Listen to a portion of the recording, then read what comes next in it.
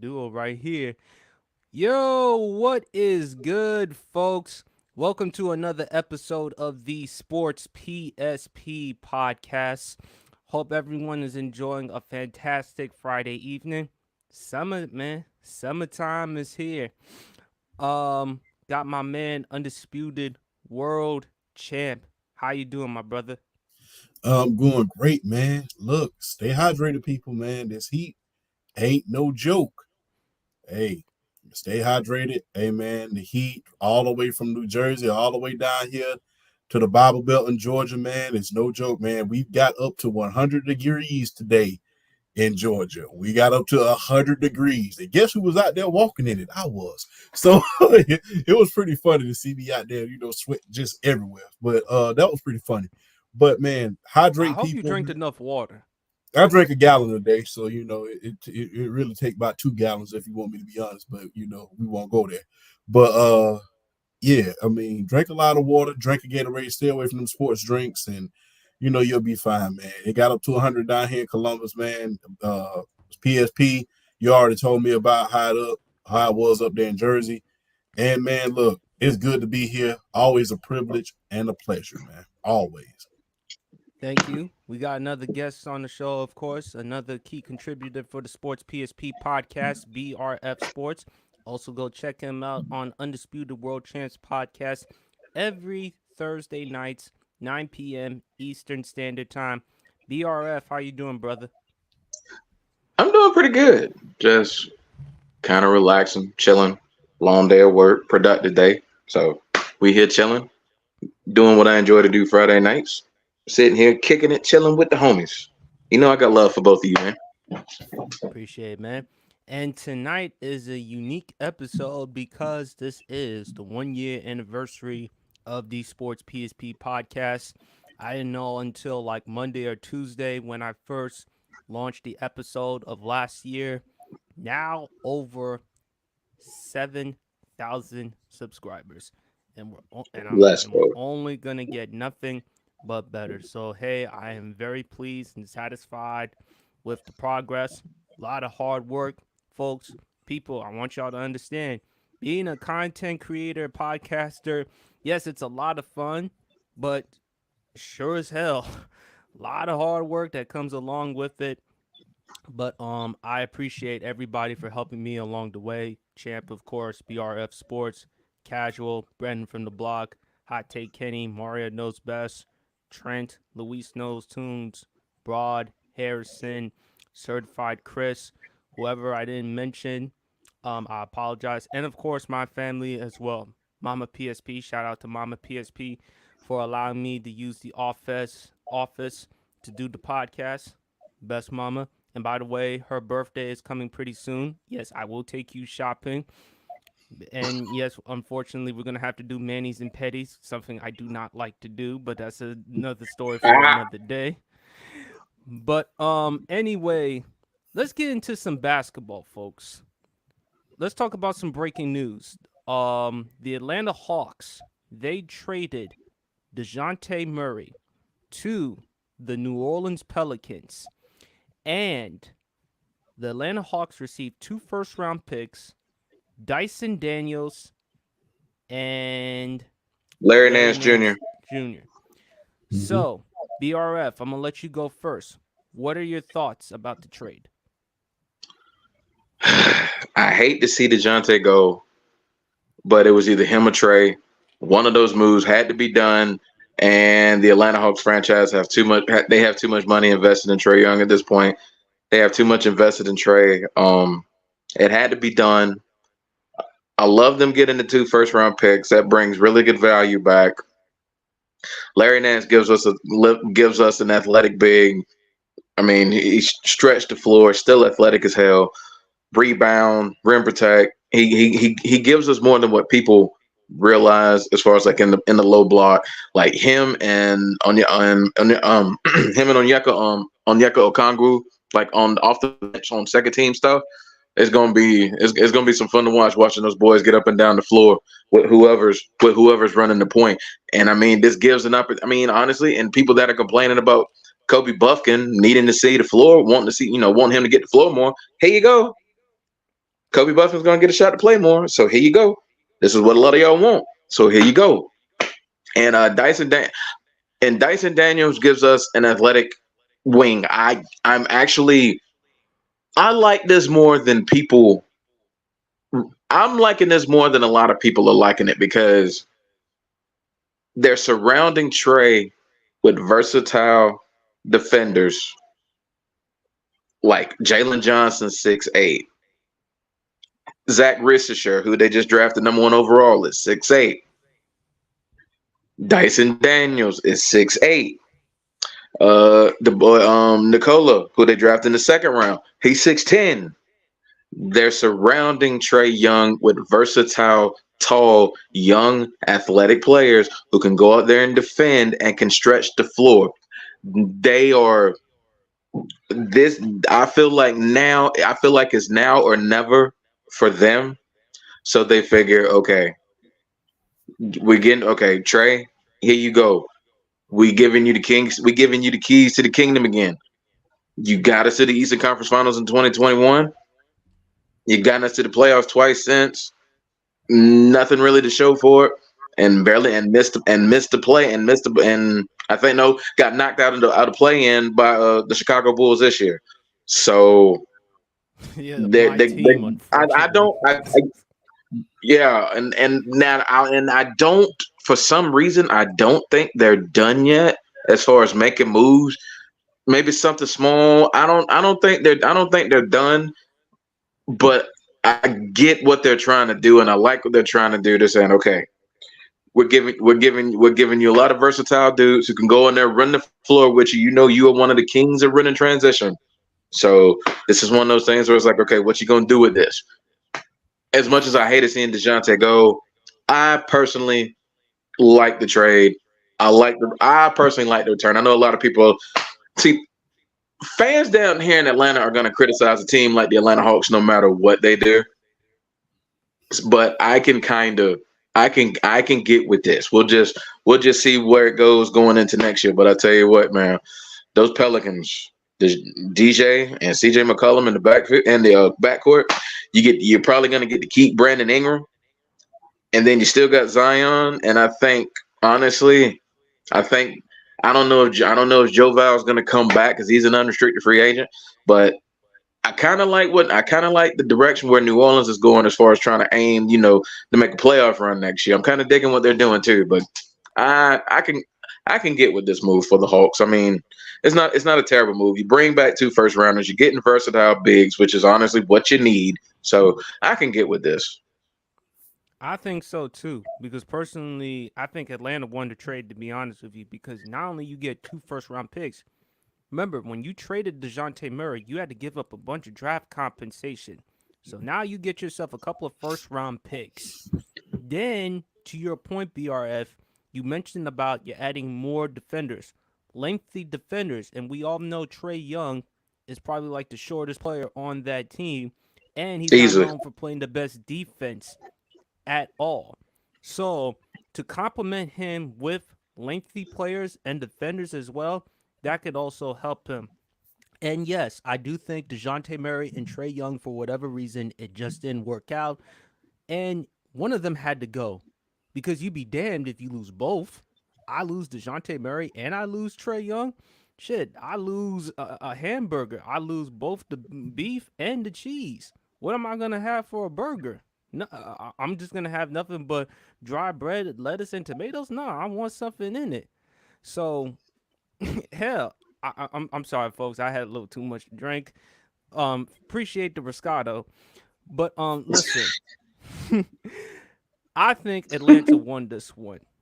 As for DeJounte, this is a good move because again, it can help somewhat take off on the ball with Zion. But I think with Atlanta, you had to make a move because which point guard are you going to keep? DeJounte and Trey weren't working out. Zachary Richir, I hope I'm pronouncing his name right. I think he'll be fine. Do I think he'll be a generational talent? Nothing like that, no. But I think he'll be somewhat of a contributor to the Atlanta Hawks. And listen, it's great for ATL. You know why? Magic City. I'm going to leave it at that and that alone. Champ, What's your thoughts? Hey, look, Atlanta Hawks finally getting back on the right track. You saw something wasn't working and you got rid of it. And that is the main point that I want to make because usually, and you know this for a fact, BRF, they will ride something into the dirt even though it's not working. We saw it with Oh, Danny facts. Manning. You saw it with Danny Manning. We saw it with Lenny Wilkins. You saw it with a whole lot of moves that the Atlanta Hawks made throughout their illustrious history. That it's not working, but you just keep these players, and you know we're not going anywhere fast. So hell of a job by them to do that. I'm still skeptical about our first overall pick and what he's going to do as far as how great he's going to be because I really don't have a lot of film on him at this point in time. But for them to get a lot of defenders, which we know Trae Young is not going to play defense at this point in time, he's an offensive guy.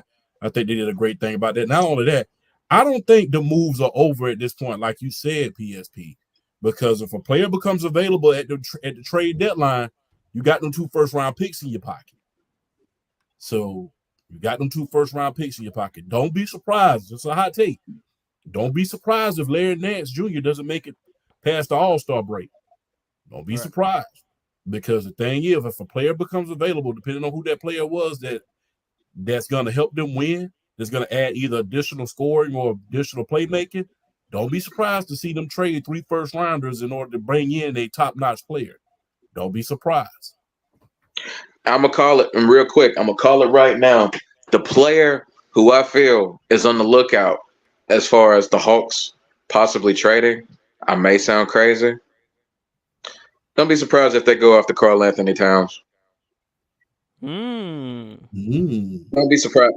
Don't be surprised if they go after him. I mean, That would it makes actually sense. work for him and Trey because of the pick It and roll makes and it yes. Cat's ability to stretch the floor and hit perimeter shots. Exactly. Trey has never had a big like Cat who can shoot the way Cat can, and to be able to have a center that can stretch the floor like that and can still get you buckets from the low post when you need him to. I mean, and But he's an BRF, underrated here's the playmaker, problem. and he's an underrated playmaker as a big too. So I could see it. But BRF, here's the problem. Guess who's going to be salty at the end of the day? Anthony Who's Edwards, that? because he's from Atlanta.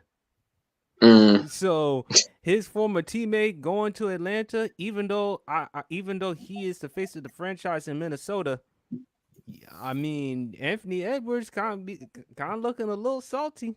I mean I don't know. I'm just guessing because again he played from your school champ UGA, and he would know a thing or two about Georgia Atlanta. But at the I same mean, time, I Nobody mean, can't he's play in hey, Atlanta, man. I mean, Ant got big real quick, real fast. I mean, he can't help that. He got real big, real fast. I mean, Cat was the face of that franchise these past few years. Ant just came in and just snatched it from him in like 3 years. So I mean, what can you do? no, you can't blame him for that though. You But I nothing, can't. will You man. really can't. But I will say this though, for DeJounte Murray, I'm reading an article here from ESPNs.com from Andrew Lopez. Interesting paragraph. Murray's 4-year, $114 million extension, he was signed last offseason with Atlanta, has not yet kicked in yet. He is set to make Ooh. $25.3 million next season, plus he will also have a player option for $31.3 million in 2027, 2028. So, I mean, look, Atlanta, I think they won this one. Now they can move forward with Trae Young. After all, they did, even though they didn't technically drafted him, they traded to get him because of course, Luka Doncic back in that draft. But this is a guy who they like, and of course, even though he plays basketball, Oh, OU, you? I'm always gonna give love to OU. I hope that Trae Young can definitely get them to a deep playoff run. I don't see it though, but it also depends on the right type of head coach because he had Nate McMillan, who did a good job the first time, but then ultimately they moved on from him. Now they have the new who's the current head coach? I keep forgetting his Quinn, name. Br it's still it's Quinn Snyder. Quinn Snyder. So is Quinn Snyder still the type of head coach for the Atlanta Hawks, or should the Atlanta Hawks go in a different direction? I think they give him 2024. They give him 2024 because he won't have that Trey Young or DeJounte Murray distraction on him this year. He can solely focus on Trey. He can solely focus on building that team around him and just seeing what they're going to do for 2024. They give him 2024, but they got to make the playoffs. They have to make the playoffs. Hmm. Let's move on to the New York Knicks. The Mikal Bridges trade, man. That is some crazy stuff. And oh, by the way, there's just a comment right here from Knicks 100 a game. It was a smart trade. I don't know about smart trade. I mean, yeah, it was the type of trade that you like, but at the same time, you had to give up a bunch of draft compensation for Mikal Bridges. And I get it. Mikal Bridges is a very durable player. That's somebody who you need for Tom Thibodeau. I would know a thing or two because Thibodeau used to coach my Chicago Bulls, and Thibodeau is known for having a reputation for running players under the ground. But at the same time, you give up a bunch of draft picks. This is interesting to me with the New York Knicks. And you know why? The Villanova Wildcats with the New York Knicks, because now you have Jalen Brunson, Josh Hart, Dante DiVincenzo, and now you have Mikal Bridges. They are now the NBA's version of the Georgia Bulldogs and Philadelphia Eagles. Because remember, they had Jordan Davis, Jalen Carter, who fell in the draft because of the off the field situation that he was in. Had not been for that, Jalen Carter would have easily been a top 3 pick in the draft. Mm-hmm. But he ended up falling to the Philadelphia Eagles. Now you got Jordan Davis, Jalen Carter. At one point, you had DeAndre Swift. I mean, they were the Georgia Eagles or the Philadelphia Bulldogs. And even though this is a great or unique, interesting story for the New York Knicks because of draft, because the Villanova Wildcats, they're reuniting with each other, is this enough to win a championship? Probably not. I mean, the argument you could make is, hey, we could compete for the Eastern Conference Finals because had it Yeah. not been for injuries, OG Anunoby, and by the way, shout outs to OG Anunoby. He signed his 5-year deal, $212.5 million. So he's there. How is he? How are the Knicks going to win a championship? I mean, yeah, I mean, yeah, it looks great. Yeah, you collect all the, yeah, you get your Villanova players, but are you going to win? Period. Um. Oh, my bad. Go ahead, go. Who wants to go, champ? I don't Yeah, champ, know. you go. To be honest with you, I think they going for it all. I don't think it's Yes. enough to beat Boston. I don't think it's enough to beat Boston. And my thing is, you got a lot of guys that were injured in the East last year. This was a beat up Eastern Conference last year. This was a beat up Eastern Conference. You got to think about this. Joel Embiid was out of the playoffs last year. Donovan Mitchell at a certain point was out last year. You have to think about not only that, Giannis and Dame was out last year. Although Doc Rivers, hey, depending on what your flavor is, depending on what your flavor is, hey, Doc, we'll see how far Doc can get him. I don't want to discredit him too much. But this was a very much injured Eastern Conference last year. So I mean, is it enough to beat Philadelphia? Maybe. Is it enough to beat Boston? No. Is it enough to even want and that's a huge if, the Doc can get these players on track in Milwaukee? Is it enough to beat them if he can get them on track? I don't think so. So you may very well end up being the third best team in the Eastern Conference, which is not bad considering how big the media market is in New York at this point in time. But the thing is, I don't think it's enough to beat Boston. I don't think it's enough. You had a very much injured Eastern Conference this year, which cleared the path for Boston this year. And that's not taking anything away from Boston before I go any further. Because, hey, you play who shows up at the end of the day. But the thing is, there was a very much an injured Eastern Conference this year.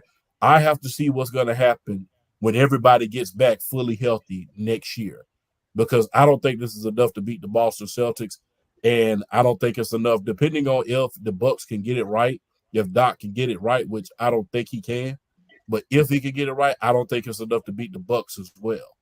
So it's going to be very, very interesting to see. And I think that I don't think this team can beat the Boston Celtics. They're the champions. They're too deep. They have defense. They have bigs. They have Jason Tatum. They have Jaylen Brown. They have the best team money can buy right about now, outside of maybe the Denver Nuggets. So I don't think this team can beat the Boston Celtics. However, I will say this, Mr. Dolan. I will say this in the camera, Mr. Dolan. You've come a long way from what it was. You've come a very, very long way from what it was, because a while ago, we didn't see these trades from New York. We didn't see this type of going for it all in New York. A lot of we remember when fans was coming to the stadium and saying, sell the team. We remember the altercations with the great Charles Oakley. So, Mr. Dolan, I will give you credit where credit is due. New York is finally starting to turn that corner when it comes to basketball. Not big turn the corner, but as far as going for it all and doing the things that need to be done to kind of put you over the top, you're doing everything the right way, Mr. Dolan, and I salute you for it. Good job. Mm-hmm. You've come a long way. BRF. Well, I'm not giving James Dolan that much credit. I just think he got the hell out of the way and got good basketball minds in there to do what they need to do to get this team back on the right track. Shout out Leon Reese. Shout out Leon Reese doing that. Leon Rose. Shout out Leon Rose doing a hell of a job in that front office for the New York Knicks. This ain't James Dolan. This is Leon Rose working magic with those boys, being able to spend money the right way, being able to get the talent they need to get in there in order to compete. I'll say this though. Shout out. I mean, hey, the Brooklyn Nets draft picks galore. Like, my gosh. Like, you want me to read it to you, BRF? Go ahead. They got like buku first round picks. Read them. Okay, the Nets, what they received by trading Mikal Bridges, they get Bojan Bogdanovic, an unprotected first round pick in 2025. An unprotected first-round pick in 2027, an unprotected first-round pick in 2029, an unprotected first-round pick in 2031. That's 4 unprotected first-round picks. You also get an unprotected pick swap in 2028, a top 4 protected 2025 first-round pick via Milwaukee Bucks, and a second-round pick in 2025. You got a shot to bring some young talent to Brooklyn. So that's all I'm gonna say about Brooklyn. Shout out to them, because let me tell you something. That Kevin Durant trade now looks pretty doggone good with a lot of the draft capital that they've acquired since they got rid of him. But going back to the topic at hand, I like this move for the Knicks. I like this move for Mikal Bridges. He doesn't have to be the number 1 anymore. You know that's Jalen Brunson. He ain't got to be the number 1 anymore. Now you can just come in and play your game. You're a really good 3-point shooter. You're a really good defender. You hustle. You get after. You get after it. He can focus on what he does. And I mean, where would I put them in the hierarchy of the Eastern Conference? I think they're second. I think they're behind Boston. I don't think they can beat Boston. Because at the end of the day, Boston, for every team in the Eastern Conference, just present too many matchup nightmares. Now, I will say this. I know Kristaps Porzingis is going to miss the start of 2024. But yeah, he just had surgery. He just had surgery, so he's going to miss the start of 2024. But even still, when he gets back, and even without him, Boston just presents too many matchup problems for the rest of the East. And I still think the East is theirs to lose. They should still be the favorites. I mean, I think Honestly, I would say right now, I would put them. I mean, they're the NBA champions. I would put them as the favorites to repeat. Even though you still got a team like Denver. I think Dallas is going to come back strong. I think Minnesota's going to come back strong. So I like this. I like this for the Knicks because I like what they're doing with the emphasis. They're still emphasizing long, athletic, versatile guys who can shoot the three and can defend. They're emphasizing it. They are. I think they're like they. I think they're throwing their chips all in on this one, giving up the draft capital that they gave up for Mikal Bridges. I think they're going all in for it. And I mean, on it. This is what I'll say as a fan of the NBA. To say the New York Knicks are putting all their chips in to try to win the NBA championship, we ain't heard that since. Oh gosh, 93. if you want to go early 2010s with Amari and Melo and all that, but even still, like going back to like the early 90s when you had those teams like competing for the Eastern Conference and making it to the finals. I mean, I feel like when the New York Knicks are competing, as much as it pains me to say this, when the New York Knicks are competing, the NBA is just a better league. It's just a better league when the New York Knicks are competing and winning games. It's just a better league. It's better for that market. I mean, it's whether people want to admit it or not, it's just better when the Knicks are competing. So I like the fact that they're saying, "Hey, we're going all in for this. We are trying to win. We are trying to win a championship this year. Whether they do it or not, that's a moot point right now. They're trying. They're going for it, and I don't blame them because even though you got Boston in the Eastern Conference, I mean, okay, you got Philly, you got Milwaukee, you got a team like Indiana who benefited by making the Eastern Conference Finals because everybody else was hurt. I mean, I think Miami's going to come back. Miami's going to come back stronger. But I think it depends. Well, honestly, it depends on what Jimmy Butler does. If Jimmy Butler does end up staying, Miami's going to come back strong. But I just feel like this Eastern Conference isn't like. I mean, it's not like the Murderers Road Conference that the Western Conference is starting to turn into again. So, I mean, in a way, it's there to be had. I just don't think they're better than Boston right now. But I like it from the standpoint that they're putting all the chips on the table. They're putting all the chips in the middle of the table and saying, "Okay, boys, here we go." I'm, saying Leon Rose, James Dolan stepping out the way, let that man do his thing. James Dolan saying, "Okay, hey, do what you need to do, spend what you need to spend, make sure we spend what we need to spend, go out get who we need to get. Let's go for it." And I can't knock him. I think it's a good move, and I can appreciate the fact that the New York Knicks are going for this try to win championship. I think Brooklyn won this one because of all the draft picks that they have, and now that KD and Kyrie are no longer there anymore, they can start fresh. And look, before they had KD and Kyrie in the free agency in 2019, they developed some nice young players in Jared Allen and Karis LeVert. So you have something to look forward to in the draft, drafting and developing talent. The Knicks, they're trying to win right now. They have a chance to make it to the Eastern Conference Finals. The argument could be made had it not been for injuries. Hey, we would have been to the Eastern Conference Finals. Okay, they took care of OG and Mikal Bridges. The reasons why they brought him there, yes, the Villanova, the relationship with Brunson, DiVincenzo, and Josh Hart. Okay, fortunately for him, he's not far away from Brooklyn. He's going to New York, Madison Square Garden. Mm-hmm. He is available. Mikal Bridges, the best ability that he has is availability. So he provides that component. And he can also be a second or third best scoring option for the team. Last year, he averaged 19.6 points per game when he was traded to the Brooklyn Nets because of the Kevin Durant deal. He was averaging around 25, 26 a game. He has a great mid-range game. He can hit the three-point shot. He's athletic. So I think he's going to be a plus for the Knicks, especially when you have a head coach in Thibodeau. The question is, yes, the Knicks can be a solid contender in the East. But is it fair to say that Thibodeau, and that's the thing with him, running players under the ground, isn't that a concern? Yeah, it's always been concerned. Like I said, I mean, to this day, I kind of fault him for the Derrick Rose injury. I kind of fault him because the thing is, nobody, I mean, your star player should be averaging that many minutes every single night. And it's just like you ran him into the ground. I mean, and not only that, not only did, you know, not only the Derrick Rose injury, think about, when Jimmy Butler played for Tom Thibodeau back in the Minnesota days.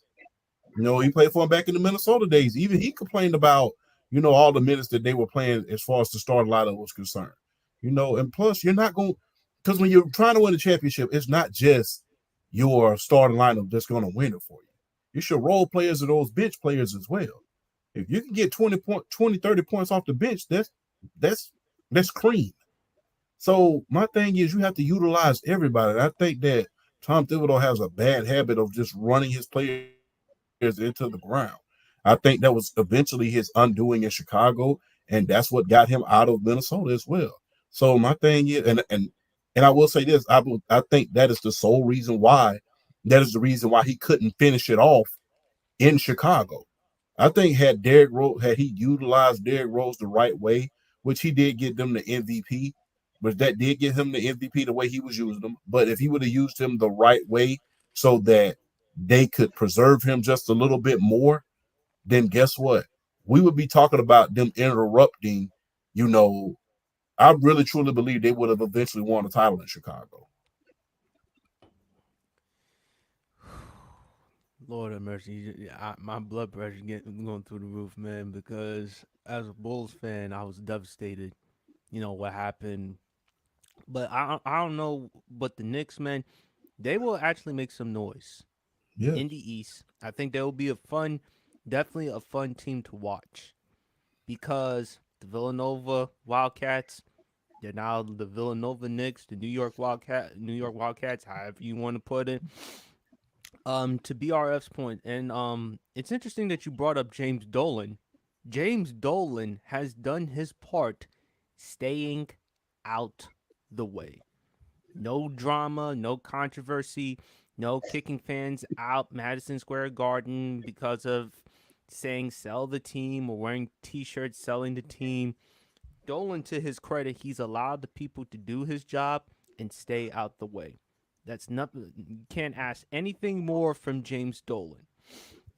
But the players, I think this is really good news for the Knicks. But I think Brooklyn in the end they won this trade because with all those draft picks, now they can start back from scratch, get some younger players, draft and develop them, and history will always repeat itself. Because if you look at what they've done before they acquired KD and Kyrie in that free agency, they look at the younger players they developed. You look at Karis LeVert, as I mentioned. You look at Jared Allen. Look at D'Angelo Russell in 2018. That was the year in which he made the All Star.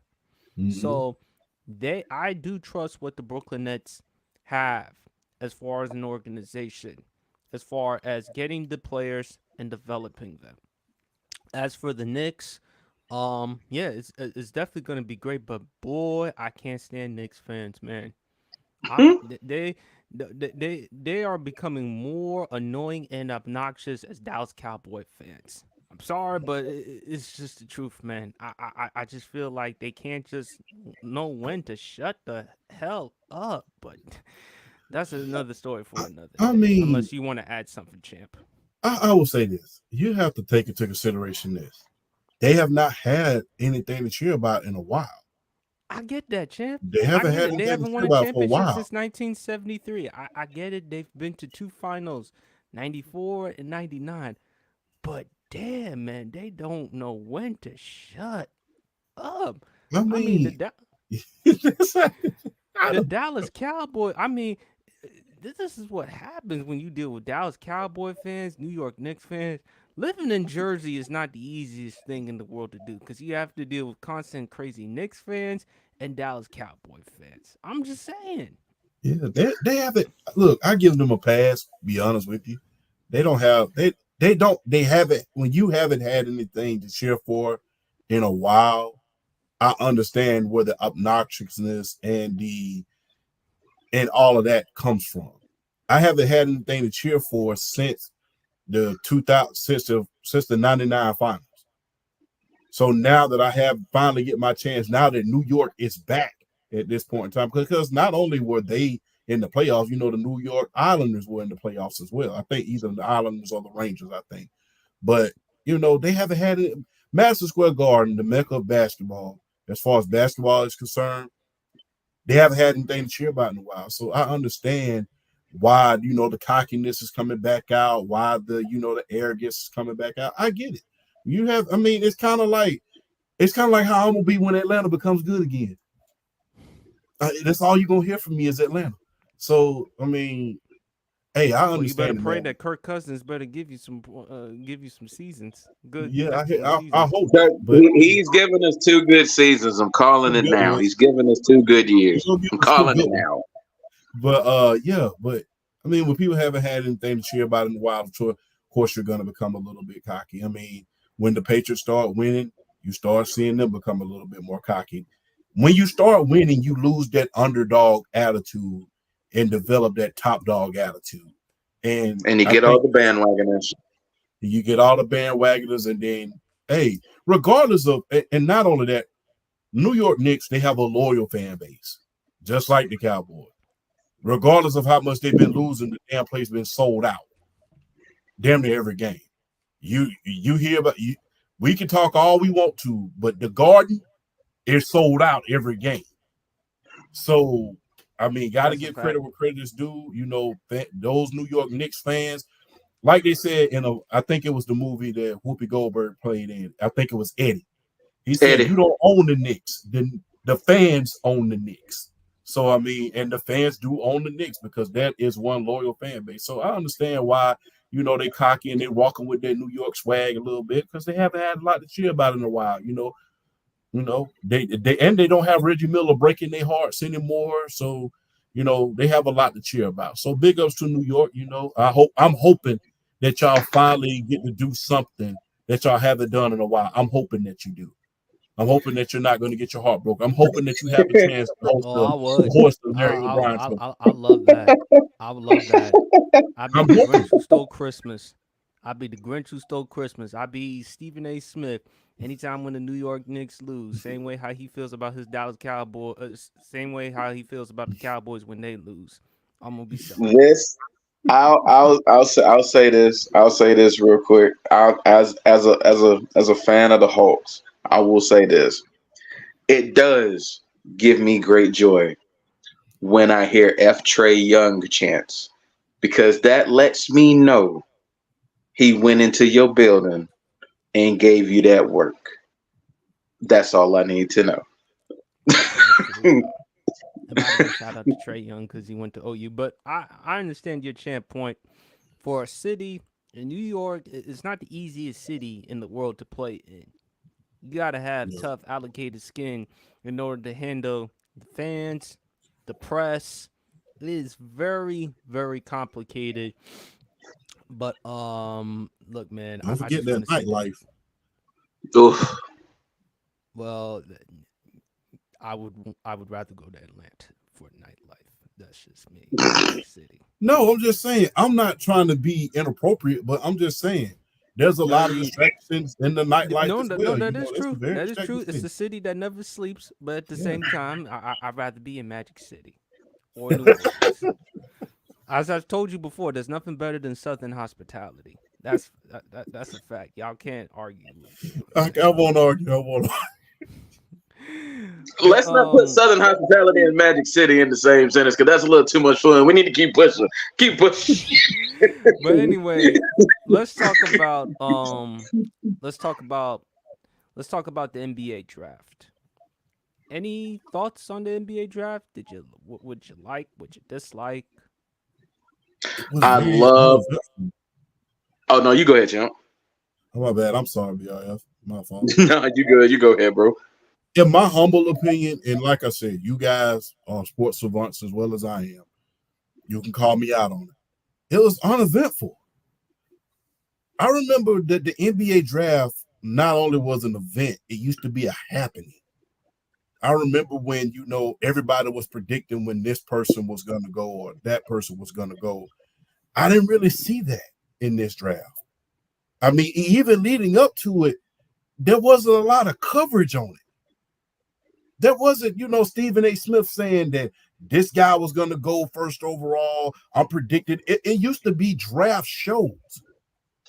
I mean, I didn't really see that. Or like I said, maybe I missed it, but I didn't really see it being a happening as it was about as uneventful as the 2000 draft when Marcus Pfizer came out and that draft class came out. That's how uneventful this draft class was. Like I said, it was just, it came on television and it's just really like, because y'all know as well as I do, like I said, I don't like to sound like the bitter old man, but the thing is, the NBA draft, when it happens, you get the combine tapes on people. You get, who worked out who would be the greatest fit. I mean, you would get draft shows around the clock, not just on ESPN, but CBS as well. The only thing you really heard about during this draft was, and we'll talk about this at a later time, is where Bronny was going to go. That was the talk of this draft. It wasn't the first overall pick with Atlanta. It wasn't, potential draft trades that could have happened. It was really just an uneventful draft. And I mean, and I don't know how they're going to fix this, because the thing is this. I believe that the WNBA draft had higher ratings than than the NBA draft. And if you really want to look at it, when you really start looking at it, when that starts happening, that is spelling trouble for the NBA at this point. Because guess what? You got to think about this. Ratings draw that money. So, like I said, it was the only thing I could pinpoint about this draft, it was so uneventful. And the build up to it was just like, huh? Like I said, during the NFL draft, you saw draft shows, you seen mock draft, you seen a little bit of everything. I did not see any of that on First Take or Undisputed or Colin Cowherd's show. I didn't see that on any major media sports outlet. It was just so uneventful. I didn't even know it was coming on until the day before. So that's what I take from this NBA draft. I mean, it was almost irrelevant at a certain point. BRF. Champ, to piggyback off of what you're saying, the basis on that is because this was not a good draft class. There really weren't a lot of people worth covering. I mean, with the WNBA draft, I mean, it wasn't just Caitlin Clark and Angel Reese. You had Cameron Brink. You had Kate Martin. You had a really good. You had Camila Cardozo. You had a really good draft class. I mean, even in last year, I mean, at least had a focus. With last year's draft class, you had Victor Wembanyama. You at least had a focus. There was nobody. I mean, who there was no can't miss prospects. I mean, when Alex Sarr is arguably your best prospect, that lets you know right there your draft class is not that great. And I kind of found it funny how Hawks fans were upset about the fact that they took Ristisher as the number 1 overall pick. And I'm just looking and I'm thinking to myself, so let me get this straight. Even y'all said this draft class ain't that great, and yet you complaining about making the wrong choice for the number 1 pick. They could have went 3 or 4 different ways for the number 1 pick. That's how non-deep it was this year, in my opinion. So the reason why there wasn't a lot of coverage is because the draft class wasn't that great. I mean, like some of the greatest draft classes we've seen in the history of sports have been the result of the NBA draft, whether it's 1984 or 1996 or 2003. We've had some sick draft classes because of the NBA. And it's just one of those things where it's like sometimes it's like, I mean, you want ESPN and you want all the sports networks to cover it because, I mean, that gives you the attention. But I mean, let's face it. I mean, even they were looking at the draft class and they were like, so who we gonna focus on this year? I mean, there was really nobody worth focusing on. So it was just there's no there was no bona fide number one potential face of the franchise type of guy.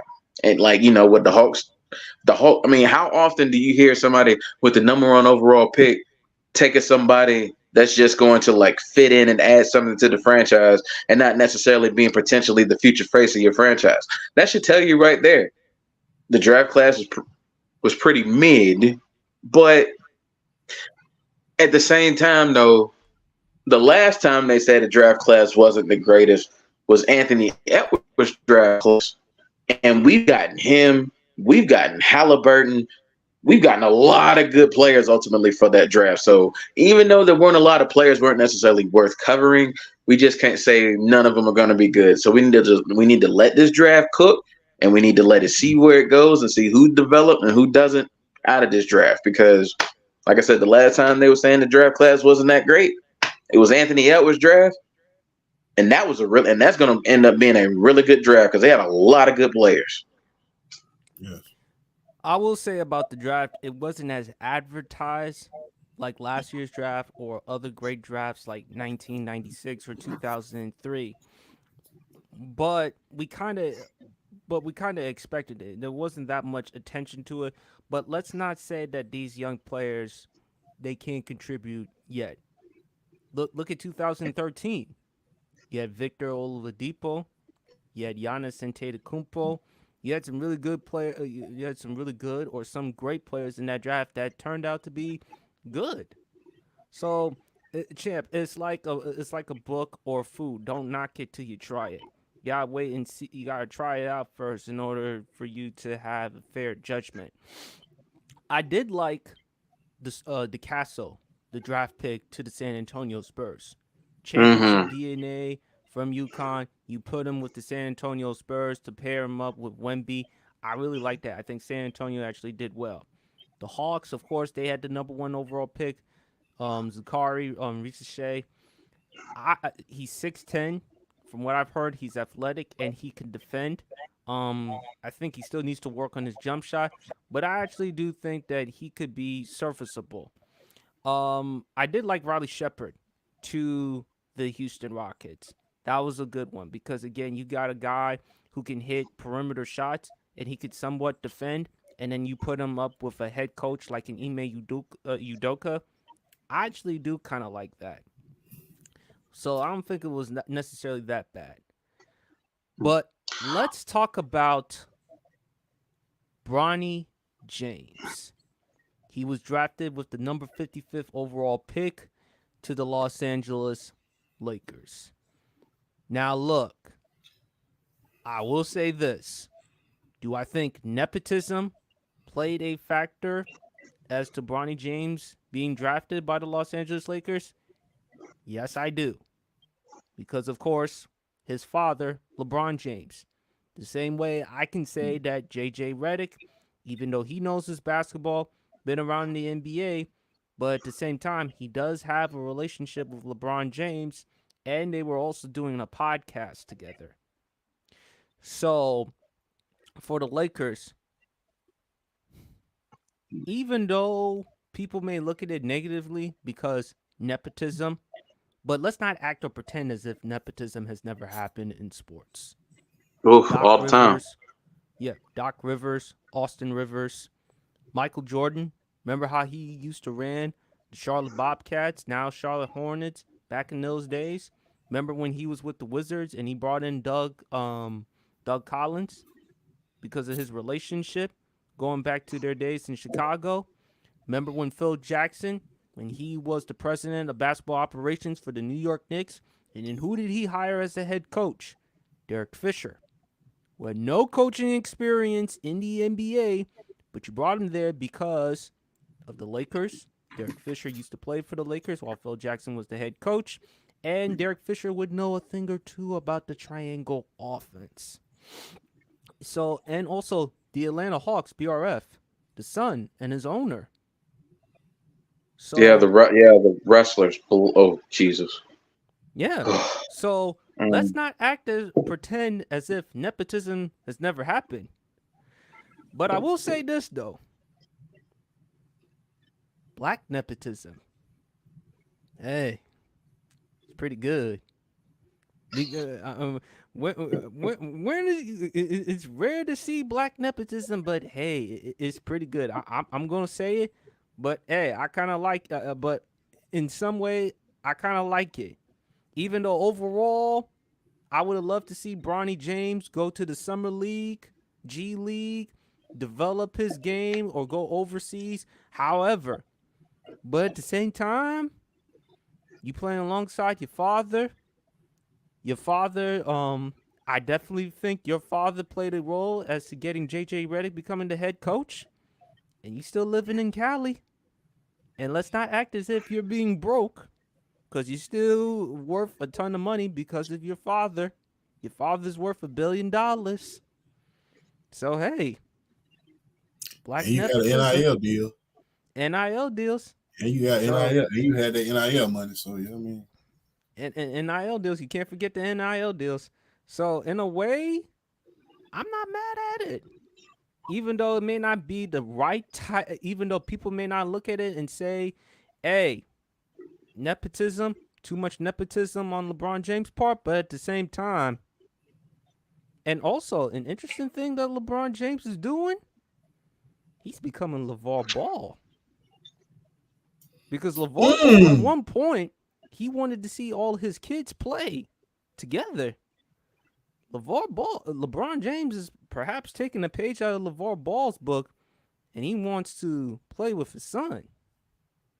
So LeBron James, the basketball player and the businessman, maybe we ought to give LeVar Ball a little bit more credit. That's I just didn't think me. about that. That's a good So, point.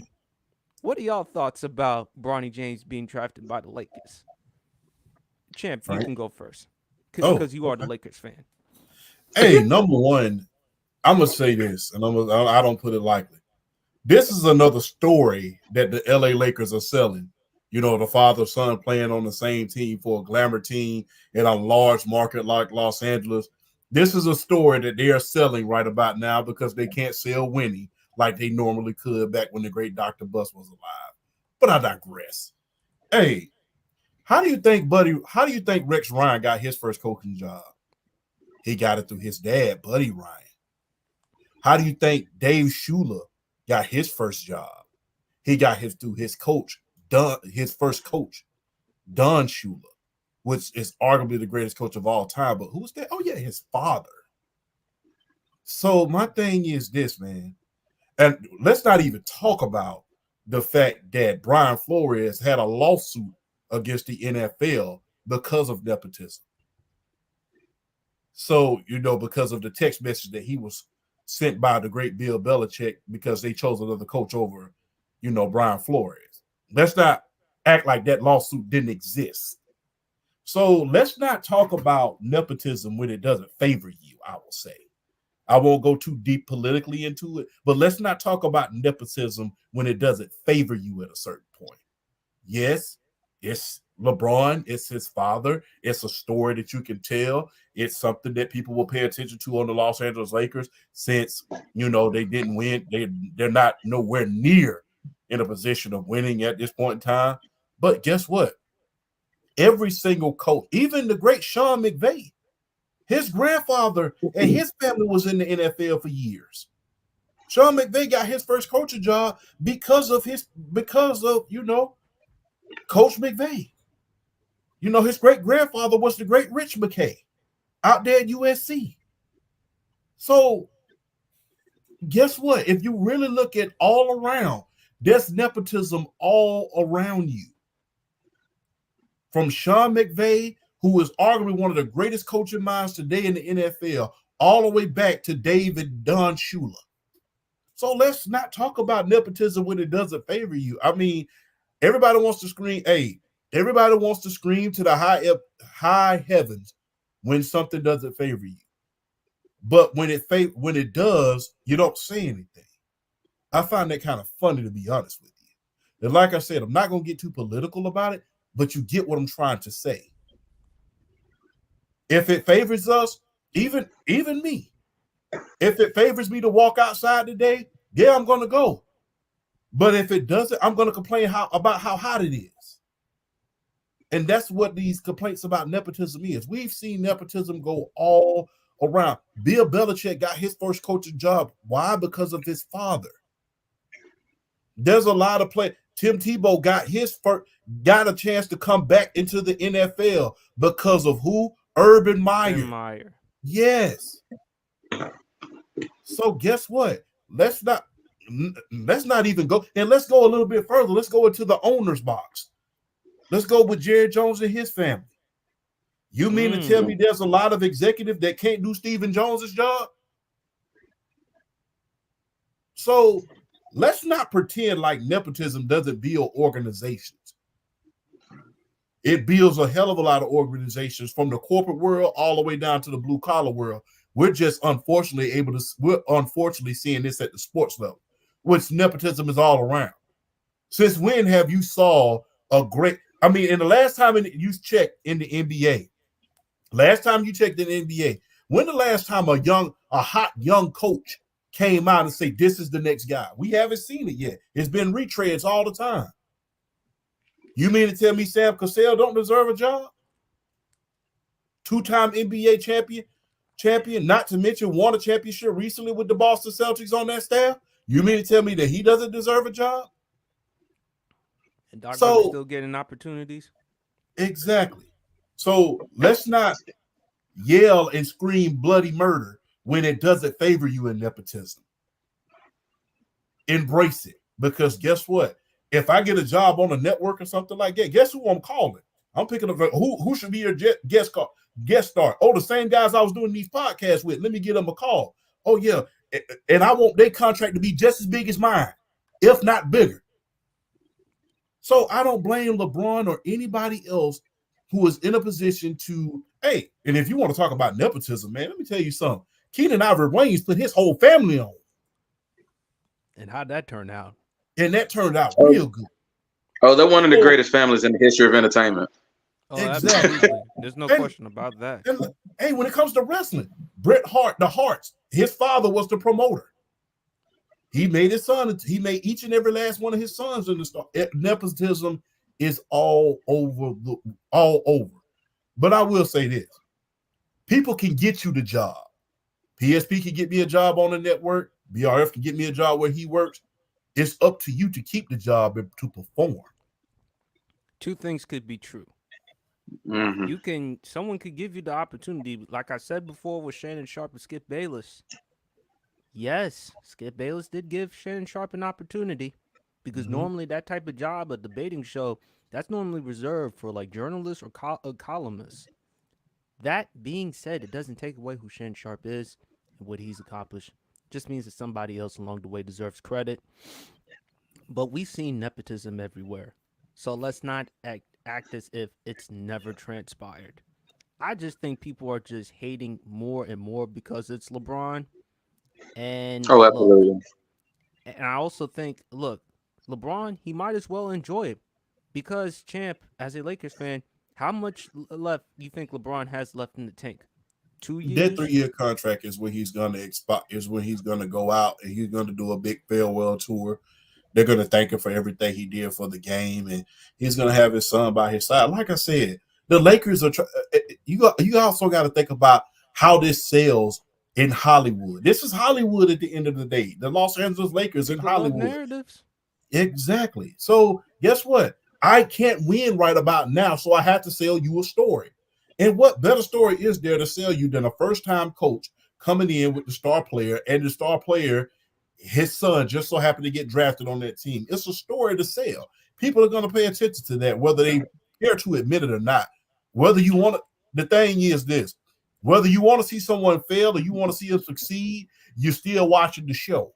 So guess what? You're going to be watching the show regardless. So this is a story that they can sell for at least the next 3 years. And depending on how they develop Bronny at a certain point and develop him through their, developmental league and things of that nature, I think he could be pretty good. But the thing is this, and plus, You got the perfect person to tell you in your father to guide you and keep you away from the sharks out there in Hollywood. If you get my drift, to keep you away from the sharks. You don't have to go out there like a lot of these other young men and have to worry about guys robbing you blind on your contract. You don't have to worry about bad agents. You don't have to worry about people who are not going to put you in the correct positions because you have all of that. And that's one thing I can say about LeBron and Bronny at this point in time. Well, no matter how big or small that Bronny becomes, he already has a good start. And people are going to say that oh yeah, he didn't pay his dues. I will say this, and I will end on this note. Not every beginning has to be a humble beginning. And that's what's so compelling, because people don't want to hear the same story over and over again. People want to hear something that's unique. And look at college football champ. We talk Deion Sanders. He's in Colorado, and he's again coaching his son Shedeur Sanders, who's going to be one of the finalists for the Heisman Trophy coming into next season, and one of the possibly a top 5 draft pick if he can produce another season. So like I said, man, and I agree with RJD podcast. Go check them out. He said something. Sports media is so out of touch that they're self-sabotaging. I do agree there. And he also said Bronny James getting more coverage than Zachary Ricochet is disgusting, and especially when you realize that they're not covering these draft picks because they're uninformed. So yeah, that definitely does play a part. But again, that also plays a part in media, because the media has to do their part. And I just think is with LeBron, before I let BRF go, overall people are not going to like it. But at the same time, look, the Lakers, they had no plans. They weren't going to win a championship. It's not like they were going to have any deep plans or anything like that. LeBron James got like a couple of years left in that contract. He's going to retire and finish his last couple of years in LA. He's going to have JJ Redick there as the head coach. Bronny's going to be there. I think LeBron James can also look at it from the standpoint, look, these are my last couple of years before I hang them up for good. I might as well enjoy as much as I can right now, because, champ, I'm sorry, there's no chance that the Lakers are going to compete for a championship. After all, you even admitted, hell, we overachieved a couple of years ago when you made it to the Western Conference Finals. So with Bronny, to your point, I love the fact that LeBron's going to be there, because, hey, even though it's his teammate, that's still his son.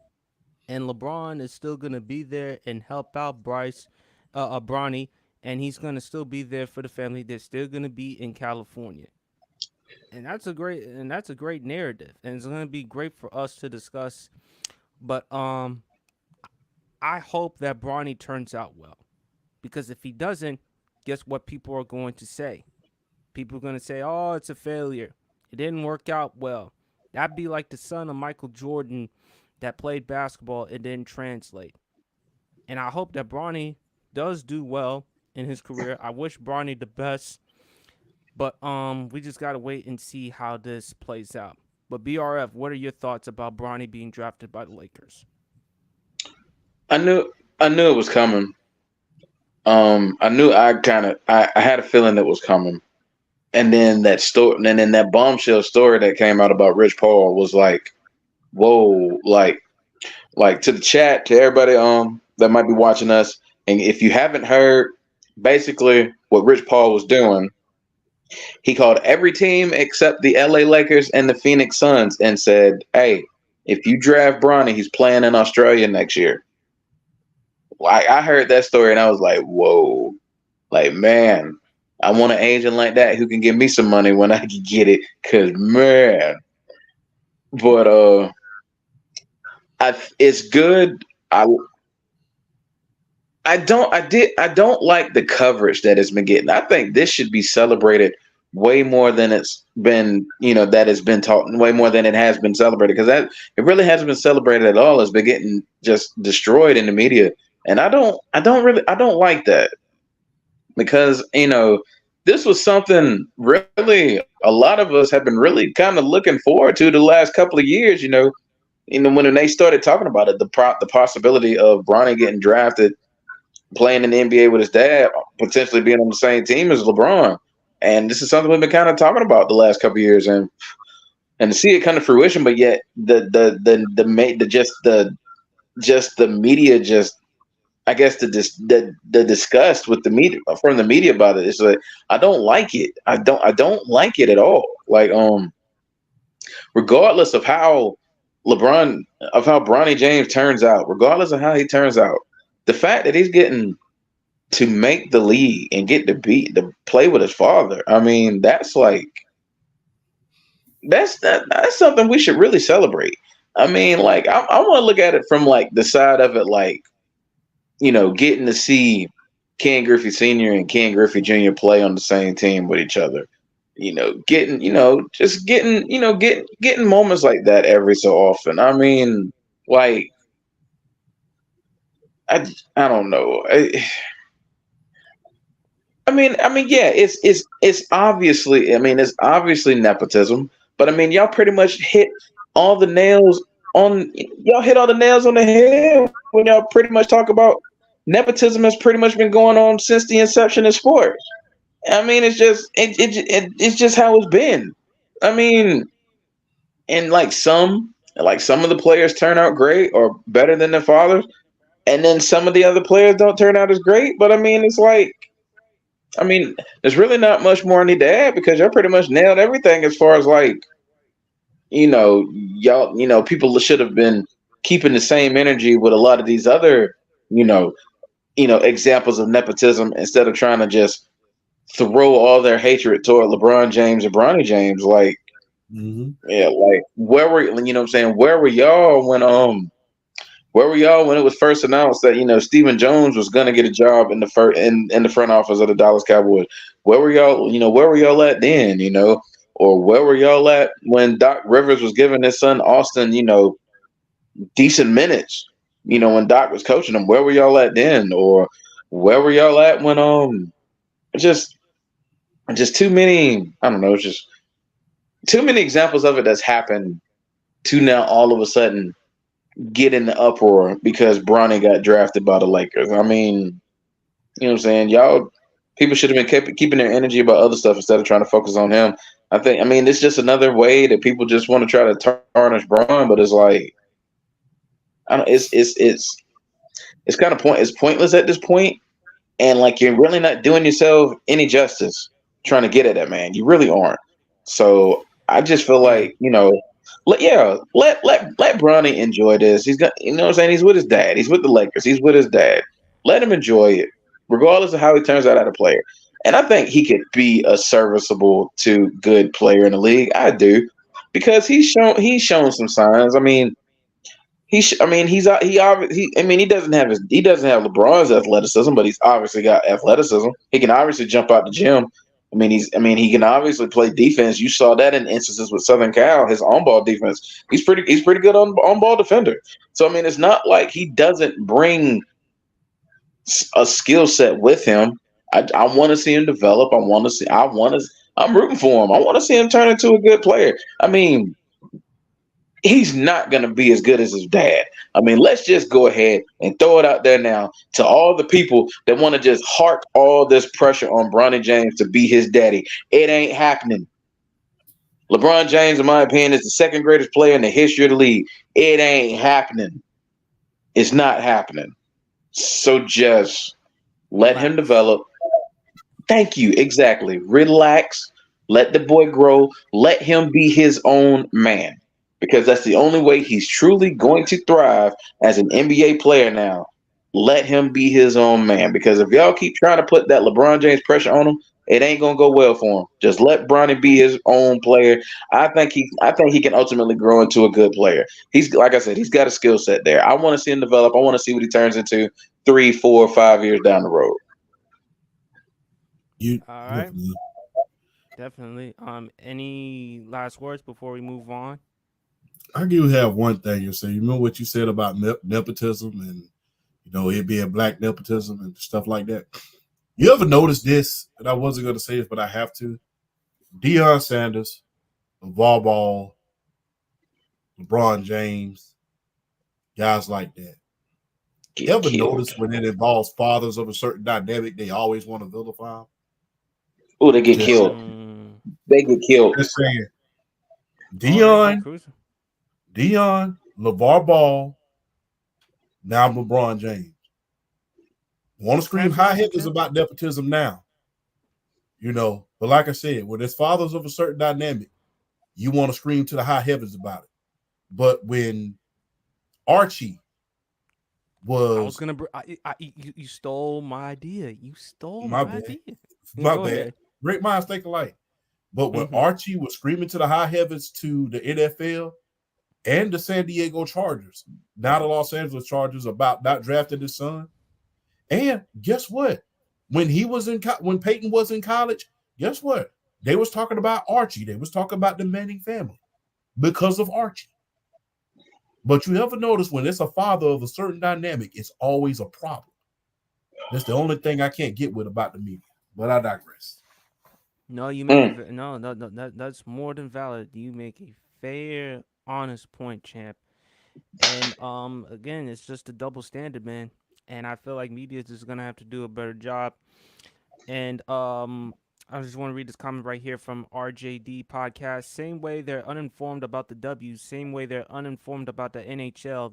They're clickbait based now, and it's not just for YouTube anymore. It's filling our televisions now. So I guess anyway, just to entertain the audience, I guess. But I hope for Bronny James. I hope he does well. I don't wish bad. I don't wish ill will upon anyone. I hope he turns out well, and I hope for Champ's case, man. For the Lakers, because look, LeBron's gonna be there the last couple of years. JJ's gonna be the head coach. Hopefully, JJ can help out Bronny. I'm quite sure he has somewhat of a relationship with Bronny because of his relationship, of course, with LeBron. But Oh, of course. we'll see how that goes. Let's talk about the Toronto Raptors. What are your thoughts about when they signed Scotty Barnes, that 5-year, $270 million contract extension? Be Boy, honest. the Toronto. Boy, Toronto Raptors throwing some bread. Because not only did they sign Scotty Barnes to a $270 million deal, Yep. today they Emmanuel just signed quickly. Emmanuel quickly, 5 years, $175 million. Toronto throwing some bread out, but I like it because they're locking their young core up. I like it. I like that because I'm a Scotty Barnes fan. I am a Scotty Barnes fan. I love his skill set. He's got a mid range. He can shoot the three. Hard defensively. Ain't scared of a soul. I like that. They want to build a future in Toronto. There, I like them signing Scotty. I like them signing Emmanuel. Those are two good signings. I wasn't now. I'll say this though. I wasn't expecting 5 years, 270. I wasn't expecting it. But you know what?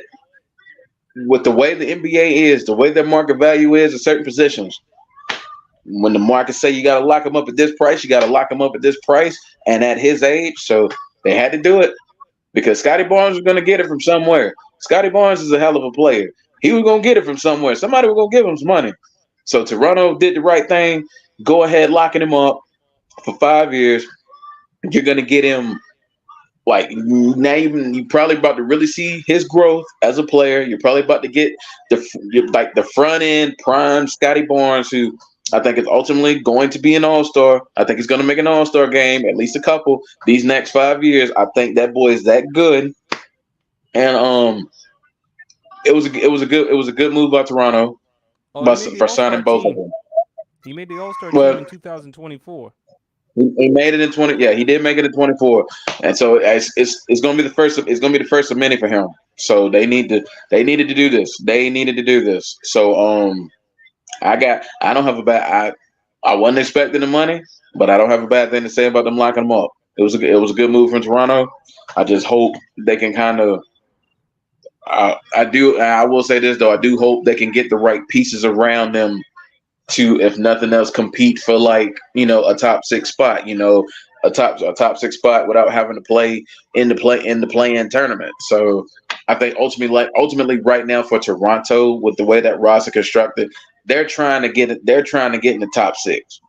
I think right now that's most play NBA teams' goal as far as playoffs, to get in the top six, to guarantee themselves a playoff berth without having to go through the play-in tournament. I think Toronto is like Toronto's in that.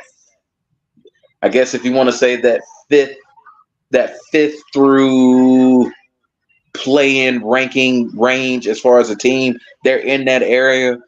But like I said, the goal is top six, and that's what Toronto's trying to do. So it was a good. I don't blame them for locking up Scotty. They needed to lock up Scotty because if they didn't, somebody else was going to do it. All right, before I let Champ and myself talk about this, I want to read a comment right here from RJD Podcast. Also, I'm heard I didn't receive an invite to talk hoops. And he also commented, I am the SME for peak's sake. RJD, listen, if you want to hop on to the podcast next week, I will definitely reach out to you. Either you DM me, I'll DM you, I'll send you the link, and we'll definitely work out something. Ain't nothing wrong with having more basketball knowledge or content here on the Sports PSP pod. Scotty Barnes got paid, rightfully so. He's coming off a career high as far as points per game, made the All-Star team. They drafted him that high. You might as well protect your investment. You drafted him I think with the 4th overall pick about a few years ago. So hey, Toronto, you better look something forward to. It can't just be Drake. Can't just be Canada, CFL, or anything else. You got to find a way to entertain your audience. And Scotty Barnes, man. But I like it for the Raptors. And not only that, they also picked up Emmanuel Quickly. So you have a nice young core, and I like Quickly coming off the bench, providing a spark and a plus, kind of like what he Oh, did with the New York Knicks. I So, have Champ, what always do you, been a fan of Emmanuel Quickly, bro. He is so good already at his age. he is very, very young, very talented. Provides a lot of energy. Big Champ, talk to me about the Scotty Barnes deal. Hey man, I'm just gonna end it on what y'all saying, man. Protect your biggest asset at this point in time. They're trying to get back to the NBA Finals and recreate that magic that they had when Kawhi and Van Fleet and those guys were there. So I can't blame them for making a lot of the moves that they did. So hey, Toronto, keep doing it, man. So that's why I would end it on mine. Y'all really said everything that I was going to say, man. Hell of a job. And I will say this, man, it's always good to see the huge market teams win. But when you see teams like Toronto really getting star players, which they can't keep at a certain point, because people don't understand this. When those players play in Canada, they're not only paying taxes to Uncle Sam, they're also paying taxes to British Columbia as well. So it's not easy for those Canadian teams to keep American players because you're paying double the taxes. And if you know the taxes like I know it, that jock tax is up there. Salary. So hey, big ups to the Toronto Raptors for keeping Scotty Barnes, man. Hell of a job. Keep building, and hey, I can see you making the number 5, maybe even number 6 seed. Mm. Hmm. All right, fellas, let's get into some football. Because as much as we love our basketball, we certainly do. We love what we see on the gridiron. I had to step in from Brandon from the Block's podcast. Shout out to our guy Brandon from the Block. Does a great job. Check out his podcast, his football one, every Mondays, 7 p.m. Eastern Standard Time. And also go check out his basketball podcast as well. You also have Hot Take Kenny. You also have T2C. You also have Casual. Martin knows best. I was playing basketball at the park, and I was listening to Brandon Aiyuk, the rumors about possibly going to Washington, and Champ over here talking about Brandon Aiyuk to Jalen Daniels. I feel like Champ is trying to set me up because we all know he wants to get a wide receiver. We all know he wants to have another wide receiver for Atlanta. That's number one. But you want to add another wide receiver in Washington when we already have a true number one in Terry McLaurin and we have a number two in Jahan Dotson? And to quote my man Champ, quarterback cannot throw behind his back. Have you seen that offensive line with the Washington Commanders? And we saw it last year with Sam Howell. Now you have Jalen McDaniels. And here's the caveat. Although Jalen Daniels is 6'4", and Sam Howell is 6'1" or 6 feet, Daniels weighs 20 pounds less than Sam Howell. Sam Howell's a legit 220, 225. You want my quarterback to be behind that offensive line, and and also to Chip is being slick nowadays. Because I've been trying to tell him about Montez Sweat. I told him about Montez Sweat. I told him I did not want them to trade Montez Sweat. Now I not only got to invest on our O line, I got to invest in my whole defense. Not to mention our defensive line, because not only I lost Montez, I also lost Chase Young. The only good things I have, one of them you want to try to steal. You want to try to steal Deron Payne. I know Yeah, that for a fact. And I also have Jonathan Allen. yeah, I don't know about Brandon Aiyuk with Jaden Daniels. Yes, they were former teammates at Arizona State. I get that, their relationship. And Brandon Aiyuk went on the Pivot podcast and had a lot to say. I don't know if Washington needs another wide receiver. I would like to see him get a tight end because Logan Thomas is no longer there anymore. And our offensive line is in shambles. And I'm being very complimentary when I say that because I could say worse, but I won't go there. And not to mention our defense. It was dreadful last season. We had the worst defense in the NFL. So my thing is, yes, I would love to add Brandon Ayuk, but that would be more of a luxury, not a necessity.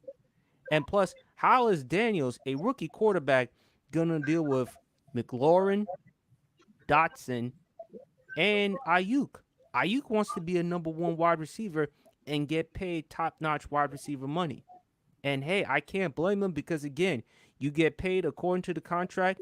You look at the wide receiver right now, if he's still with the San Francisco 49ers, he's a better wide receiver than Debo.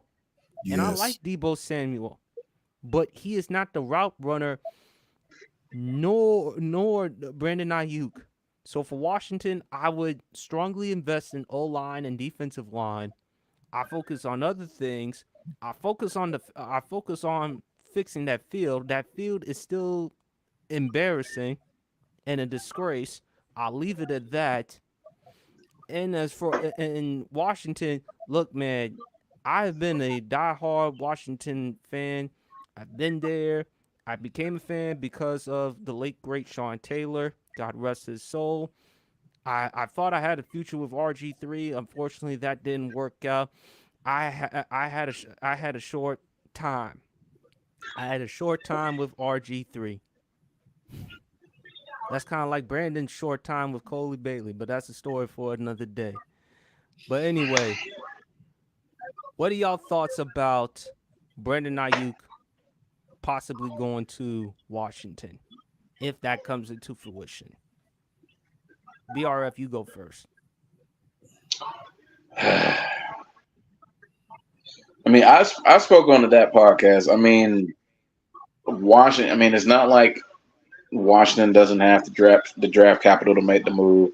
They have the draft capital to make the move, but the more I think about it, I also think about something else that was said on that podcast about Brandon Ayuk coming to a particular team in the South and how it would make so much sense.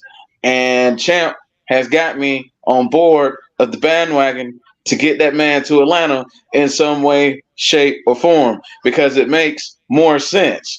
But I digress. it may I like I think Brandon Aiyuk, Jahan Dotson, and Terry McLaurin would be a scary trio. They would be a scary trio. But poor Jaden Daniels, would he have the protection to be able to get them the ball is what worries me. So if I'm Washington, I feel like I'm with you. I'm with you, PSP. They need to prioritize that offensive line. They need to prioritize. They need to get everything else in order before they even start thinking about trying to add another receiver. And I mean, and let's be real. I mean, Terry McLaurin and Jahan Dotson isn't exactly a horrible duo. They are a pretty good duo of wide receivers. And I mean, you still got Brian Robinson in the backfield. So I mean, it's not like you don't have weapons in Washington. You have good offensive skill players in Washington. So it's not like you don't. But I would prioritize getting protection for Jaden Daniels and being able to build an offense that could get him back on the field as much as possible in order to score as many points as possible to help the Washington Commanders actually, contend and be relevant and win some football games. So yeah, I am officially with Champ on the bandwagon to get Brandon Aiyuk to Atlanta for a second and third round pick. If I'm Atlanta, I would do it in a heartbeat. And then that wide receiver core that's already fast would even be faster with a Brandon Aiyuk. But I like the offensive fit for Aiyuk going to Washington. I just don't think I don't think they should do it because they have too many holes to really worry about trying to get a Brandon Aiyuk in there. Now, I mean, if they get him in, they get him in, and I mean, like I said, it would be a good move because it makes that offense that much more dangerous. But it don't matter if Jaden Daniels is on his back 40% of the time. So yeah, they need to prioritize that offensive line, and I mean, and then they also got to look at it from the standpoint of what Washington is going to ask for, because if Washington does anything to the extent of I want a first round pick, nope, pull the plug, back out. I'm not giving up a first rounder for Brandon Aiyuk. I'm not doing it. I am not doing it. So if they want a first round pick, pull the deal off the table, focus on the offensive line, focus on the defense. Big Champ. As far as Aiyuk, the potential of him going to Washington, I will say this. If it's anything more than a second round pick, out of the question. I'm not mortgaging the future for Brandon Aiyuk. I'm not mortgaging the future. And I agree with you to that extent. He's more of a luxury than an asset at this point in time. I think that would give Jaden Daniels a hell of a lot of weapons, much like Caleb Williams has up there in Chicago. If you imagine McLaurin, Doxson, and Aiyuk on the same field, not to mention Brian Robinson, and depending on how you use them, I will say depending on how you use them, they did sign Austin Eckler as well. So depending on how they use that backfield and those receivers, if they were to acquire Brandon Aiyuk, that could be very, very dangerous. At the same time, I do agree. People could disagree with me all they want to, but I will say this.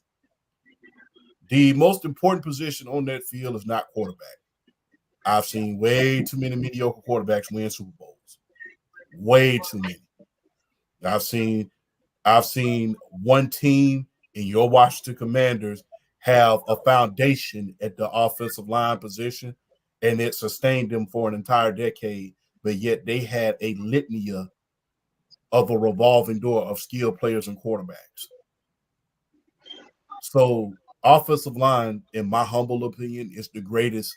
It's not only the greatest position on the field, but the most important position on the field. The only position where you make everybody around you better, but they can't make you better. You're all alone in those trenches, and battles are won and lost in those trenches. So I can agree with you there. At the same time, I think him building chemistry with a player like a Brandon Aiyuk and a Terry McLaurin and a Doxson, I think that will set a good tone for him early in the season. Not to mention they did a lot of things to shore up that offensive line just a little bit in order to kind of stabilize it just a little bit.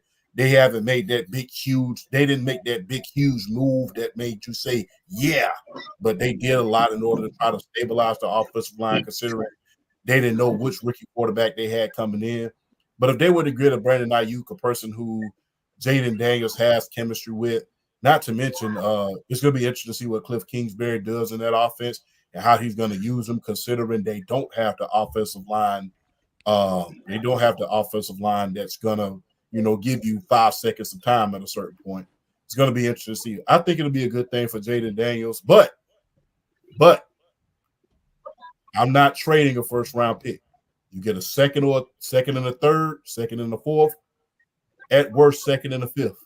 I'll throw in a seventh if you want it, but I'm not giving you a first round pick. But on there, Atlanta, go ahead Make that trade, man. Second and the third, Brandon Aiyuk, bring him to Atlanta, put him opposite of Drake London, Daryl Mooney, Bijan Robinson, bring him on down so we can light up the NFC South. That will be the biggest move at wide receivers that we have made since Julio Jones. And you know we are big on wide receivers and running backs down there in the South. So, Atlanta, you can hear my flapping gums. Trade for Brandon Aiyuk. You talk about winning now. Let's go ahead and win it now. Let's risk it all. Push the chips to the middle of the table. And let's take them chips and let's go to Magic City. That's his ultimate goal. Let's talk about another NFC East team. And Trey, he responded to Champ Stop, please OG, it ain't happening. Hey, can't go wrong with dreaming. But let's talk about the Dallas Cowboys. Reportedly, Mike McCarthy is fed up with Jerry Jones. I'm reading a report. This is from Tyler Dunn of Go Long. Want to give credit where credit is due. He heard from an ex Cowboys personnel man. He said he's doing the best that he can regarding McCarthy. Some of the people I've talked to have said that he's getting fed up with it a little bit. McCarthy apparently isn't the only one who's growing weary of Jones, who has owned and operated the franchise since purchasing the team back in 1989. And according to the report, players are also concerned about Jones and his ability/willingness to undermine their coach. I've said it before with Mike McCarthy. Look, he's just a head coach that Jerry Jones brought in. After all, you invited him over to the crib for beer and nachos. Hey, nothing better for you to get a head coaching job than having beer and nachos with the guy who gave you the job. I've been very critical of Mike McCarthy since day one. I've said he's been a product of Brett Favre and Aaron Rodgers, because outside of Brett Favre and Aaron Rodgers, what has he done? I mean, does he motivate players? Is he a great leader? There were at times questions about his clock management. I will give Mike McCarthy credit last season for the job he did as far as calling the plays, something that he took over for Kellen Moore. Dallas Cowboys won the division, but had a disappointing and embarrassing playoff loss to the Green Bay Packers. Dak Prescott is coming off statistically the best year of his career. And I've been on the record, and I'll say this to Cowboys fans. Y'all can say whatever y'all want because I'm a Commanders fan. I don't care. You ain't winning jack with Jerry Jones as the owner, the GM, coach. He is too hands-on. And after that playoff game, I've heard Cowboy fans say, we're going to get Bill Belichick. We're going to get Jim Harbaugh. There's going to be a new day and age for the Dallas Cowboys. No. That wasn't going to happen. No head coach, a well-known head coach with common sense, would take a head coaching job to coach the Dallas Cowboys. Don't matter if they're America's team. Don't matter if they're worth $5, $6, $8 billion, however how much money they're worth. Don't matter if they're one of the most marketable, if not the most marketable teams in all of sports. Nobody wants to be a head coach when Jerry Jones is running the show. Jerry Jones has final say. Jerry Jones gets to determine however he wants to determine. And Jerry ain't changing. When you've reached a certain point in age and money, you ain't changing. You're not going to give back money and authority. You're not going to step back and allow people to do their job. So the bottom line is, Jerry knew exactly what he was getting himself into by getting Mike McCarthy. Same way he got with Jason Garrett. Same way he's gotten with other coaches. So if you're Mike McCarthy, if the report is true, you knew exactly what you signed yourself up for.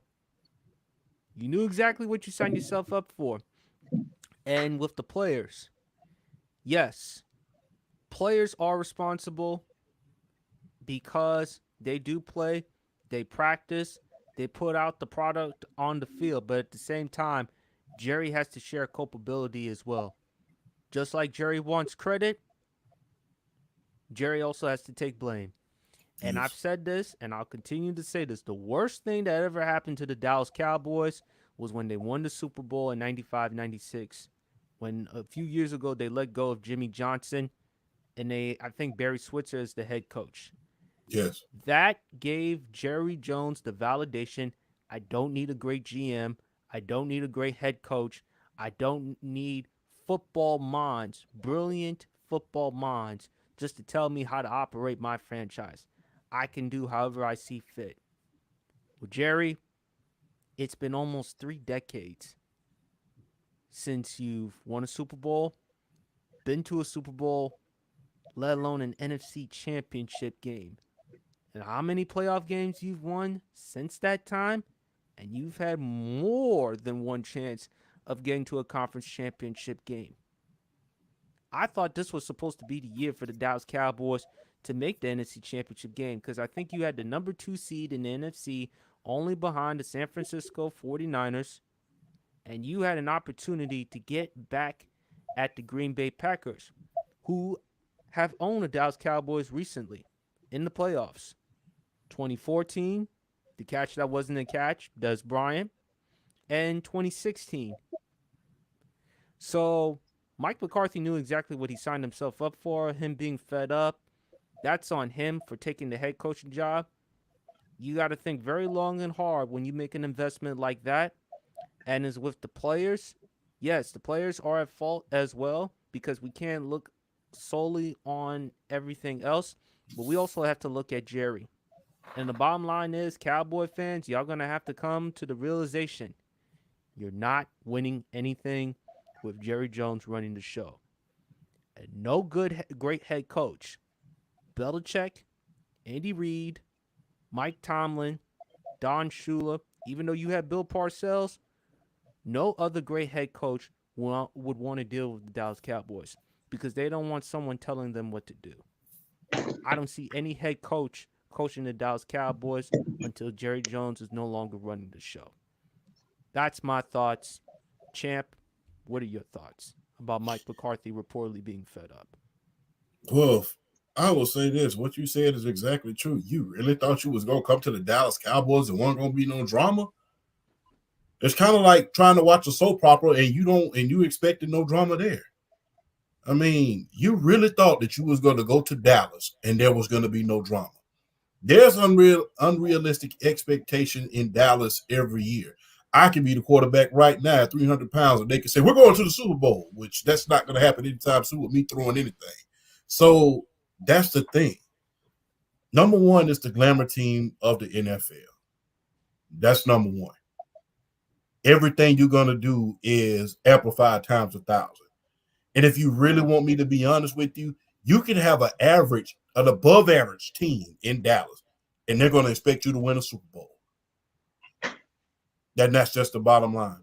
If you really want me to be honest, the best comparison I can give you is the way that, God rest his soul, Al Davis was with the Las Vegas Raiders at a certain point. Well, now the Las Vegas Raiders was with the Oakland Raiders at a certain point. You know, if you ever notice all the great head coaches that he had, and the head coaches that he had outside of the brick was always inside that Raider family.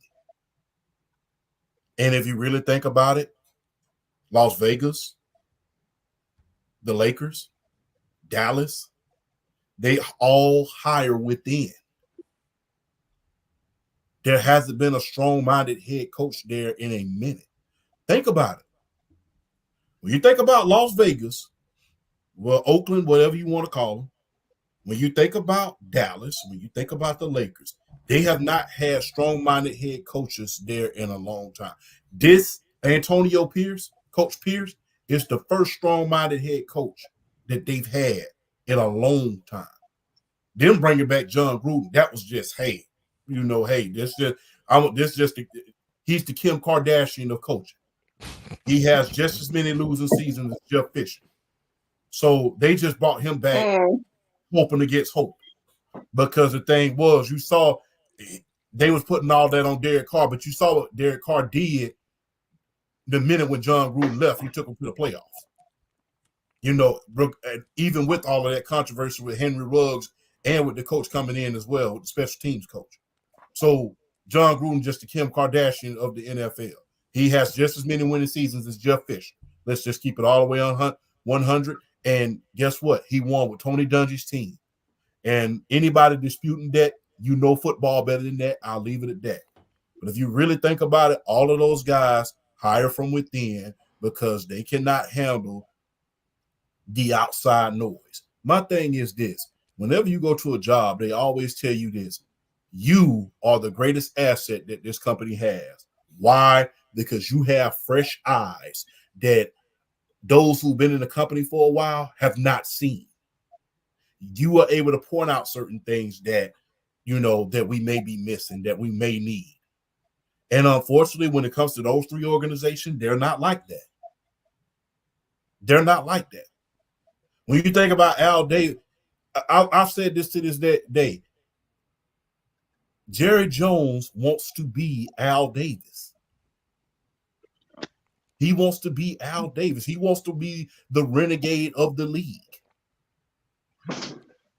And thus far, he's likable enough to where he's America's team, and he has he can't be the villain because he has except he can't be the villain because he has America's team. That's the most likable team in the league at this point. But he wanted to be Al Davis. Remember, Al Davis wanted to be the coach. He wanted to be the general manager. He was the coach and the general manager at a certain point for Oakland. And I believe that Jerry Jones wants to be Al Davis. I mean, how else can you describe coaches and owners that are out there on the field watching the players every single day? If you think about what Swagoo said on the on First Take. He said, when I was at Dallas, I saw the owner every single day. I saw him on the news every single day in Dallas. I saw him every single day. He said, when I went to Baltimore, I might have saw my owner twice. And he said that organization ran like a full oil machine. So the thing is, look, if you want a strong-minded head coach, I recommend you go get Bill Belichick while he still wants to coach. This is the last year for a lot of those players on that team. And you're going to have to pick somebody. It's going to be either you're going to lose CeeDee Lamb, you're going to lose Dak, or you're going to lose Mikal Parsons. You better choose wisely. I'd rather lose Dak. You had your chance for over a decade with some of the most talented players I could ever bring to this table. And we still haven't went past the divisional round. So, hey, you got to make a decision. So, as far as Mike McCarthy goes, you knew it. Hey, when you know the nature of the beast, don't be surprised about what it does. Guess what? You knew this was Dallas. You knew this was the Glamour Town. You know this is the Los Angeles Lakers of the NFL. So you knew exactly what you was getting yourself into before you took that first sip of alcohol and that first nacho that you took off that plate when you went to Jerry Jones's house. So you knew what this was. Don't pretend. Do not pretend. So the thing is, and a lot of blame needs to go on you as well, because guess what? You didn't make the proper adjustments. You didn't make the proper adjustments in certain positions. You didn't get the right running back or urge the owner himself to get the right running back. You just chose to go with Tony Pollard, and you didn't use Deuce Vaughn properly, and you're supposed to be an offensive guru at a certain point. So as far as you being fed up in Dallas, okay. All right. As far as you may want, you probably, and after this year, you're going to probably want out of Dallas, which they're going to oblige you because you're not going to make it too far anyway. So Jerry's going to be fine because he's going to hire somebody else. And Jerry, one thing for sure, he ain't changing. Yeah, he's not. And like I said, it's just like Al Davis was to the Oakland Raiders / the Los Angeles Raiders. It's just like, they're not changing anytime soon. And like I said, he's been the Achilles heel of that team. I mean, if you really think about Jerry, if you really think about it, it's not the players. They've had a hell of a lot of talent come through Dallas the last 10 years. They've had the markers where they had Mikal Parsons. They had Ezekiel Elliott. They've had Dez Bryant. They've had Patrick Creighton. They had Jason Witten. They've had some of the best players money can buy. But what pushes you over the top? Good coaching. Facts. And unfortunately, you haven't had that since Bill Parcells, since you ran him out of town. So, that being said, Jerry, Dallas, hey, you're not Al Davis. Al Davis succeeded during his time because he was a coach, because he was a general manager, because he was the commissioner at one point. So he could recognize certain talents and hidden gems. Unfortunately, you haven't done that. So guess what?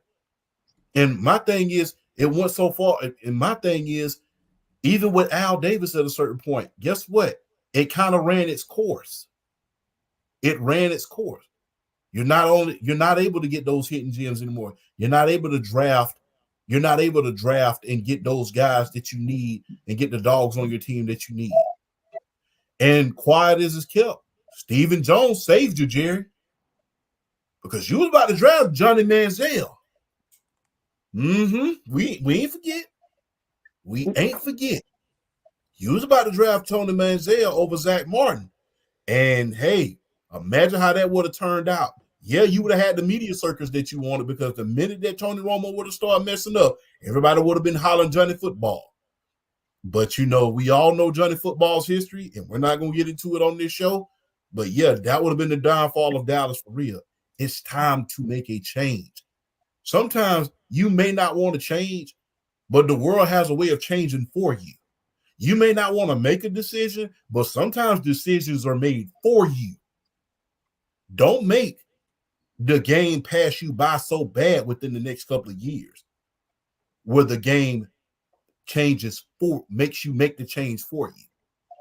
Because at the end of the day got to end, and in Dallas, your behind has to win. BRF.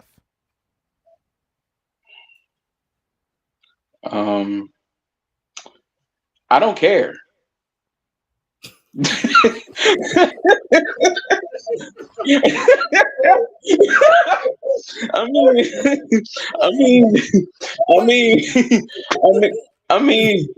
hate. I hate to say it. I hate to say it like that, but this is honest to God. This is piggyback off of what Champ's saying. Like, you knew what you were getting into going to Dallas. Okay, you're mad. I don't care. Suck it up. They brought you back. Deal with it. If you can't win, they're gonna show you the door. I don't care. I don't. You knew what to expect. You knew what to expect with Jerry Jones. You knew Jerry Jones is a hands-on owner. You know Jerry Jones wants input as far as what's going on the field. You knew this when you took the job, and now you're upset. Now you're mad. Now you're fed up. I don't care. You stuck with it now. So either suck it up for another year, go and try to win this division, try to get this team to an NFC championship, which you haven't done since 1996, or don't let the dough hit you on the ass on the way out. That's just how I feel about it. Like, I hate to. I don't care. I don't care. You at this point, you have been a complete underachiever with this franchise. You are an Aaron Rodgers merchant. You have your ring because of him. Just go coach. You knew what you were getting into. Go coach. I don't care about you being mad about Jerry Jones. I don't care. Just go win. Do something. Do something. Either win or get fired. Okay, at this point, I don't. I don't care. I don't. I'm honestly, I'm tired. I get tired of hearing about Dallas Cowboys news briefings that have nothing to do with them winning a game or trying to compete for an NFC East title or trying to get to an NFC Championship game. I mean, I don't care. I mean, as an Atlanta Falcons fan, I can sit here and say I have two NFC championships before the Dallas Cowboys has gotten back to the NFC Championship game. I don't care. I don't care. Just go do something.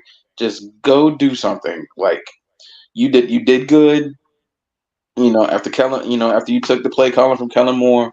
I mean, you kind of reminded people that you do have a great offensive mind for this game. You do. But at the end of the day, I don't care. I just don't. I don't. Like they've given me no reason to really care about it. So at this like I feel like people are gonna make such a big deal out of this, and I'm gonna look at the media, and they're gonna make a big deal out of this, and I'm just gonna look at y'all, and I'm just gonna say, why? What's the point? Y'all knew this. Y'all knew this was coming. Y'all knew this was coming. Mike McCarthy, I feel like has a strong enough mind and not a yes man to be able to speak for himself a little bit. Like, I don't care. Go coach. Go win. Just do something. Do something. I don't know. Just mm. Mm-hmm.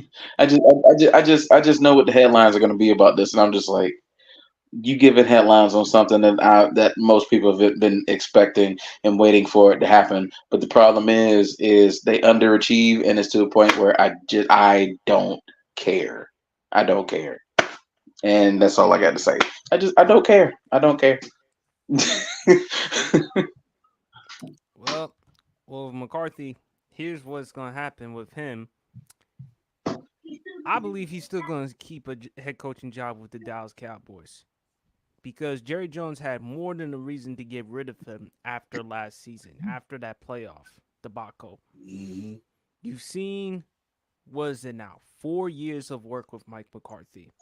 Outside of the first year, he's helped the Cowboys make the playoffs 3 consecutive seasons. 2 of those times, they've won the NFC East title. I do not have the Dallas Cowboys winning the NFC East division. Happy about that. I have the Eagles winning the division because of the moves that they made in the offseason. To your point, champ, they're going to have to make a serious decision. I believe they're going to move on from Dak Prescott because you have to keep CD Lamb, who's one of the top 5 receivers in the NFL, of course, OU, of course, and you can't let go of Micah Parsons. Now, Jerry, to me, I don't think he really loves Dak. If this were Tony Romo, I believe he would still find a way to keep Tony Romo. He loves himself some Tony Romo.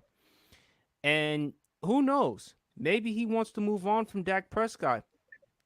Because remember, they did trade in the trade to get Trey Lance. They had to give up what, a 4th round pick Fourth, just yeah. for Trey Lance.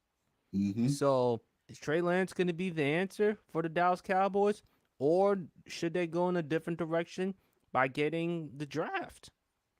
Because this is actually this 2025 draft class ain't that bad. I mean, you No, got Shador, Quinn Ewers, um, you also got Drew Allar from Penn State. So there's going to be some interesting quarterbacks coming into the draft. don't forget about my main man down here in UGA, Carson Beck. Yes. So yeah, Carson Beck. Don't forget about Carson Beck. But if they want to steal some headlines, man, out here in Texas, the Texas boy comes home, go get Quentin Ewers. I believe he'll be there for him. I believe Quentin Ewers will be there for him. I mean, I could see Quentin Ewers playing in Dallas and being a big hit in Dallas. But it's gonna all depend, man. I think Quentin Ewers is a great quarterback, but does he really want to play in a media market like that? That's is more drama than football. Just like the Lakers, there's more drama than basketball. I mean, do you really want to play in a media market like that? Yes, of course, it's going to bring a lot of things that you enjoy, the endorsements and everything. But guess what? Do you really want to play there? I know I'm not going to win the championship because I have a very, very hands-on owner, which ain't nothing wrong with being a hands-on owner. You know, Eddie DeBartolo was a hands-on owner. A lot of owners are hands-on, but not to the point where you are more important than the team itself. And that's the problem. And that's the problem. All right, folks, let's get into some entertainment. Favorite, no, this is going to be wrestling. Favorite Mick Foley moment. BRF, the floor is yours. Ooh, favorite Mick Foley moment. Well, for starters, I will say he is on my Mount Rushmore of the Attitude Era. But yeah, like yeah, my Attitude Era Mount Rushmore is Austin, Rock, Mick Foley, and Triple H. But that's neither here nor there. Um, I if I had to, gosh, he had a lot of really good moments though, because he is so underrated as a performer in the ring. His mic skills, I think he's one of the top 10 mic workers in the history of professional wrestling. Um, like if I had to pick one,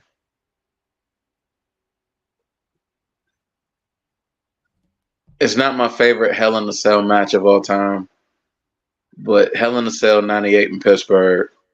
King of the Like, Ring yes, with King of the Undertaker. Ring. Yes, like I mean, just it, at this point, you don't even care that it wasn't the greatest wrestling match.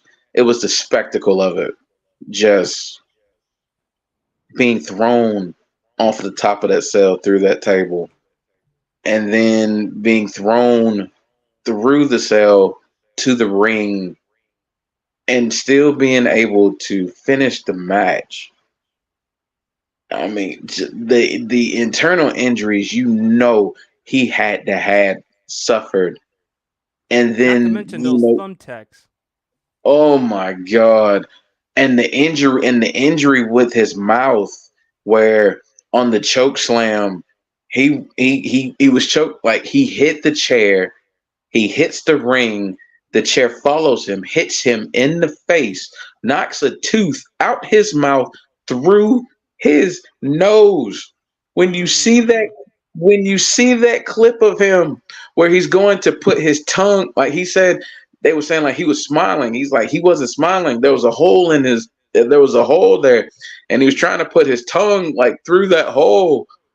Like the dude literally was wrestling with a tooth in his nose, and just he was like he just became such a made man after that match. I mean, just I mean, it's the spectacle. It was the spectacle of it, and just to be able to just the punishment he took to still be able to hurt the Undertaker the way he did in that match was just there's legendary performances and then there's legendary performances. That's one of the most legendary performances I have ever seen in any wrestling match in my life. So I will say it's a close second is the This Is Your Life segment with The Rock. Very close second. But if I'm gonna pick one as my favorite all-time Mick Foley moment, it's Hell in a Cell, King of the Ring, 1998. It's my favorite Mick. It's my favorite Mick Foley. I'll say it's top three Mick Foley matches for me of all time. But it's definitely my favorite moment when you think about how it even the it's like the Attitude Era was getting ready to hit the true boom period of the Attitude Era. That match just like sent it into into another stratosphere. Like it defined what the Attitude Era was going to be at that time. That match defined it, and just whew. I could still, and honestly, I could still sit and watch that match like to this day, every day. I could if I really wanted to, because I mean, it was just I'm a fan of the street fight. Those type of matches anyway. That's up my alley when it comes to wrestling matches anyway. So I can. That was just. Whew, I can sit and talk about that match a lot. That is my favorite Mick Foley moment. That match as a whole. Big champ. Hey, you can't talk about the Attitude Era or ECW or hardcore wrestling for that matter without Mick Foley. That's number one. Big shout out because, you know, I'm not gonna lie, Slick wanted to be Mick Foley at a certain point. But, the way he was, he wasn't necessarily the glamour guy, I will say, but he was one hell of a wrestler. And he had personality. Man, I will say this. I think 2000 was a pivotal, although it did not last long, although it was just with him and Triple H, I think that rivalry kind of defined his career. Because the thing is, you have to think about where the WWE was at 2000. They were ahead by a mile in the Monday Night Wars. Let's just go ahead and get that out of the way. They were ahead by a mile in the Monday Night Wars. And not only that, you have to think about this. They were in transition without Stone Cold Steve Austin. They didn't have Stone Cold at the beginning of 2000. So they had to have another babyface, another opponent for Triple H to work with at a certain point because they just couldn't keep selling Triple H versus The Rock all year long. So that transition period really was arguably Mick Foley's greatest time because one of his greatest matches, I would say, was the street fight in Madison Square Garden, the Royal Rumble 2000. I mean, it was a lot of great wrestling in there. I mean, him wrestling as Cactus Jack facing off against Triple H, I will say to this day, that is when truly Triple H became what Jim Ross calls him, the cerebral assassin. Because he had to match violence and wits with a guy who literally won the Texas Death Match in New Japan.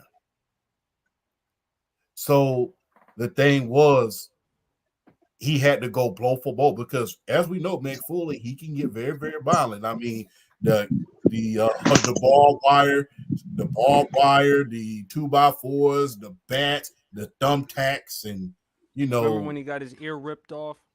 Yeah, got his ear ripped off. I mean, getting thrown off of Hell in the Cell, not to mention getting thrown through Hell in the Cell.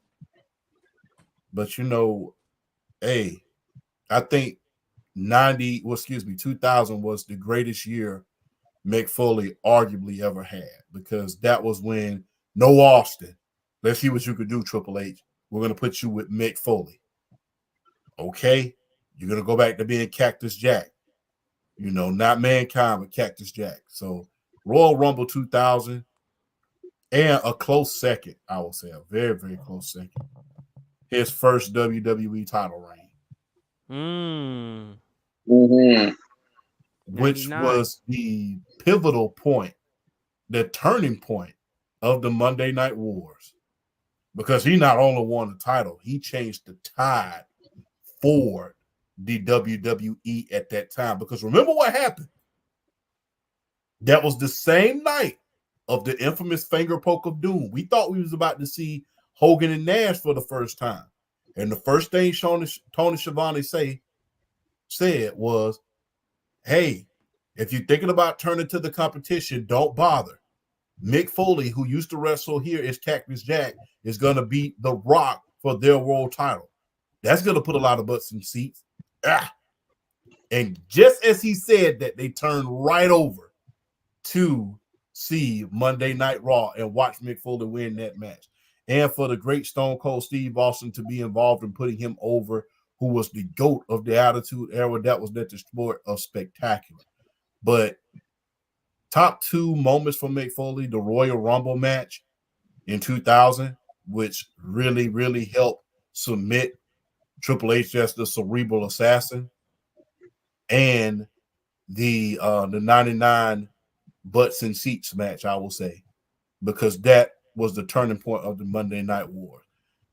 And I hate to say this, man, Mick Foley lost more than he won. That's what was so special about it.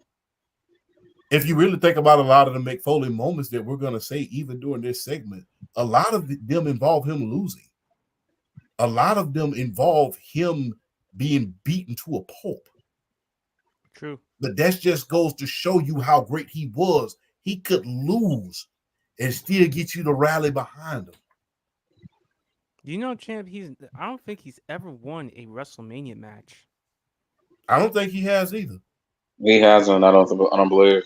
Yeah, I don't think he. Well, he won that one with Big Show by disqualification. That Yeah, was yeah, the DQ. Yeah. DQ, but that was an ugly win. But yeah, I mean, if you really think about it, Mick Foley was really on the butt end of putting someone over. When you think about Randy Orton, put him over. When you think about Triple H, put him over. Edge. You think, go ahead, my bad. Edge. Edge, he put him over. When you think about The Rock, Survivor Series 1998, the remake of the Montreal Screwdriver, the remake, I will say, because remember they finished him with the sharpshooter. So Yeah, if that you is really true. think about a lot of the moments that we're going to say, it doesn't involve Mick Foley necessarily winning the match. It involves him losing. But he's so great, he could be the lovable loser and you still love it. But Yep. not a lot of credit is given because he helped turn the tide of the Monday Night Wars with that one night. Definitely make a great point. Trey brought up an interesting, great WrestleMania 22 with Edge, especially the Ooh. one in which Edge speared him through a flaming table. That was painful. But Yeah.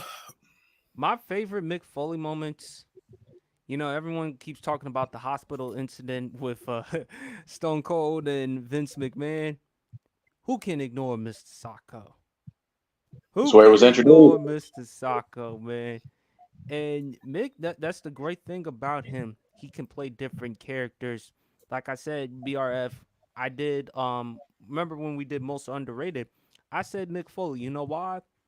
Because physically, from the standpoint, he doesn't look like the most conditioned athlete in the world. But boy, does he take a beating. He takes a beating like no one else. And he also is charming.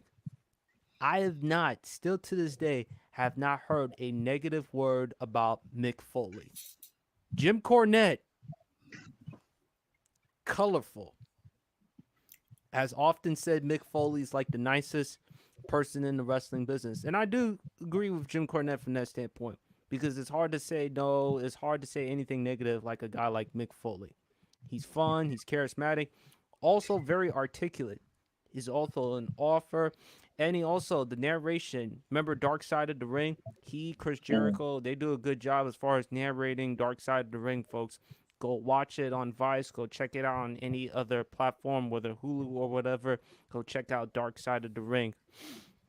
My favorite Mick Foley moment, other than Mr. Sacco, Backlash 2004 against Randy Orton. That was a Mm. hell of a hardcore match, especially with the barbed wire.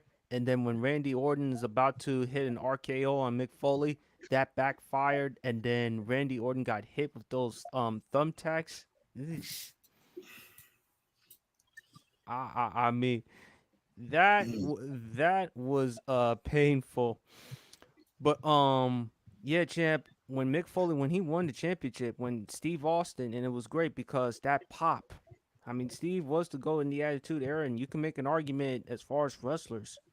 He could make an argument for the GOAT. But Mick Foley, when he won that match, it was great. And Michael Cole with his commentating during that match, that was also great as well. I don't think Mick Foley gets enough credit. And I think he's very underrated. I mean, he's definitely the mic skills. You got to be a unique person in order to do three characters. from Cactus Jack to Mankind and Dude Love. Like, do you remember, like, with Dude Love? That's the type of character that he always wanted to be. And another underrated match for Mick Foley. Go back to In Your House 1996 when he faced the Heartbreak Kid Shawn Michaels. That was a really good match because how would a guy like Mick Foley go up against a guy like Shawn Michaels, who's arguably considered the greatest in-ring performer? And Shawn is a hell of a technician.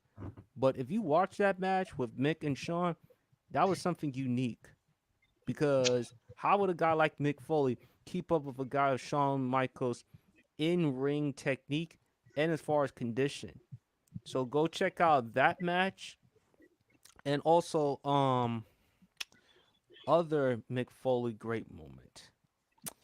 Remember the trial of Eric Bischoff? Y'all remember that?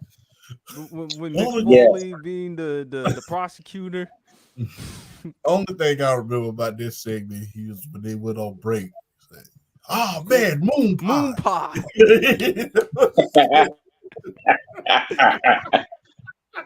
Then Then Wicked Man came out and he focused the camera on everybody. Mick Foley kept eating his moon pie like this ain't my first rodeo. That was cool, man. Don't I forget. got I got I got one. I got one real quick. I feel like, man, I am shocked. How do you not how do you not gonna talk about greatest Mick Foley moments and not talk about Royal Rumble 1999? Who? I quit I quit with The Rock. Like how like that those last 5 6 minutes of that match when he's just taking chair shot after chair shot after chair shot after chair shot to his head. I'm like looking at the match and I'm like, Rock, please, God, don't kill him. Don't kill him. Please don't kill him. Because you know, Mankind's telling him, you know, Mick's telling him, just keep swinging. Just keep swinging. And I bet you Rock was like, I don't want to swing no more. I don't want to swing no more. And Mick's like, just keep swinging. And I'm just like, oh my God, please do not die on my television screen. Please, God, no. But but just like, oh, that I that Yeah. that I quit match. I mean, and the thing is, that was a really really good match too. But I think it's just that that spot of him taking all the chair shots was, oh, it just lives in my brain. Just I've never seen a man take that many chair shots to the head in my life. But to be able to tell a story, to be able to tell the story of The Rock just being this ruthless, conniving heel that will stop at nothing to be WWF champion. Like The Rock needed that for that character at the time too, because people really didn't believe he could get down and dirty like that. So the fact that Mhm. he could get down, so the fact that he could get down and dirty like that, it added a layer to his heel character and really put him in another stratosphere, knowing where it was ultimately going, which was another WrestleMania angle with Austin. But yeah, Mick Foley just understood the business as far as what he needed to do to make himself still look like a viable competitor and contender for championships, but yet make his opponent, even though he knows he's going to lose, knowing how to make him look like $1 million. So that I Quit match really stands out for me too. And also, Trey mentioned who remembers ECW One Night Stand with him and Edge. That was a good one too. That was That great. was a really good one. Oh yeah, And that was him and Edge against Tommy Dreamer and Terry Funk. Ooh, that mhm. was nasty. That was nasty. I think with Mick Foley, and even I'm glad that you mentioned about that match, BRF, because even Undertaker, he talked about it on WWE Legends, the episode on Mick Foley. He even said, I'm old school. Even I thought some of those chair shots that Mick took that night were too much. And unfortunately, I think his family they had to see the whole thing, and that Yeah, was they were just in the like, front row. yeah, that was just painful for them to watch. I mean, to see him take numerous chair shot after chair shot, and it's terrible. Yeah, I actually turned it off. I ordered it on pay per view, and if you know anything about pay per view back then, that's cost you $43, a Yeah, good $43. But yeah, during that segment, he kept hitting him. I couldn't watch it too much longer. I was like, stop the match, stop. And eventually, they didn't stop it, so I cut it off for about a second too. You know, it was. And don't forget the empty arena match where he finally beat The Rock and pinned him with a forklift. That was funny. You know, you yeah, pinned The Rock with a forklift. So so yeah, definitely. Now let's get into some music, rap. Obviously, y'all from the state of Georgia. Y'all love spending y'all time in Atlanta. Favorite Outkast song? Mm.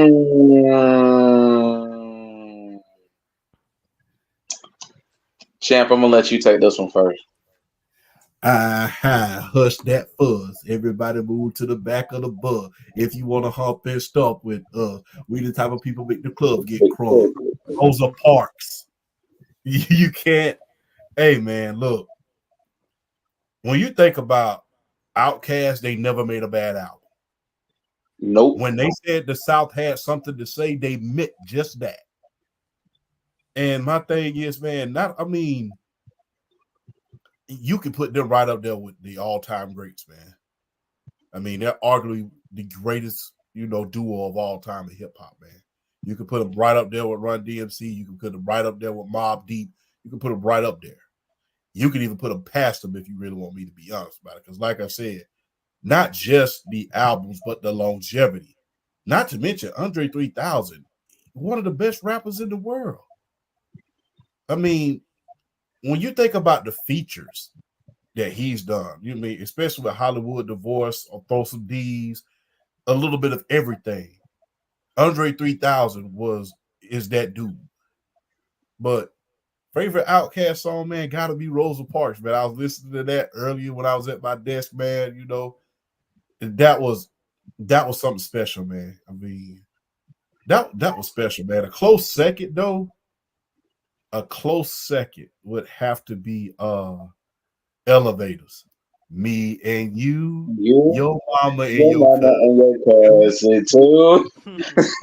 coming down the strip on bowls, coming up slamming Coming Cadillac. out, Sammy Cadillac Jones.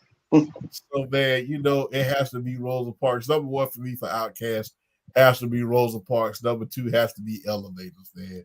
Hey, PSP, you outdid yourself, man. As you know, man, I'm a homer to the core, man. I bleed red and black. My state of Georgia, man. I bleed red and black. So, man, good one on this one, man. And man, you cannot talk about the state of Georgia without talking about Outkast. That's probably outside of probably the Braves. The second thing you're probably going to mention is Outkast. That'd be a disservice to not talk about them. You can't. I mean, as you told me before, the South back in the day, rap, a lot of great influence in Atlanta. From JD. Let's not forget Jermaine Dupri. I mean, Mm-hmm. one of the best producers in the rap game, and also a lot of great rappers who've come from the ATL. Ludacris, Ti. The list goes on and on. ATL knows a thing or two about that rap music, and we all Mm-hmm. know the South. So BRF, favorite Outkast song. I got too many. I got too many. I got too many. Too many. Because let me tell you something. I think they are the greatest duo group, like more like two or more. They are the greatest. I think they are the greatest rap group in the history of hip hop. I think they are the greatest group in the history of hip hop. And then people are like, "What you got?" You know what I'm saying? You got DMC, you got Wu Tang. I mean, bro, like Champ said, the longevity, the fact that the mainstream appeal of them, and just like Champ said, they never made a bad album. All their albums hit. They all cook. Um, I do have one favorite. Let me tell you something. An album that deserves a lot of praise from them. Everybody knows Stankonia. The mainstream appeal of the Stankonia album was nominated for Album of the Year. Let me tell you something. The Equimini album was really Yeah. really good.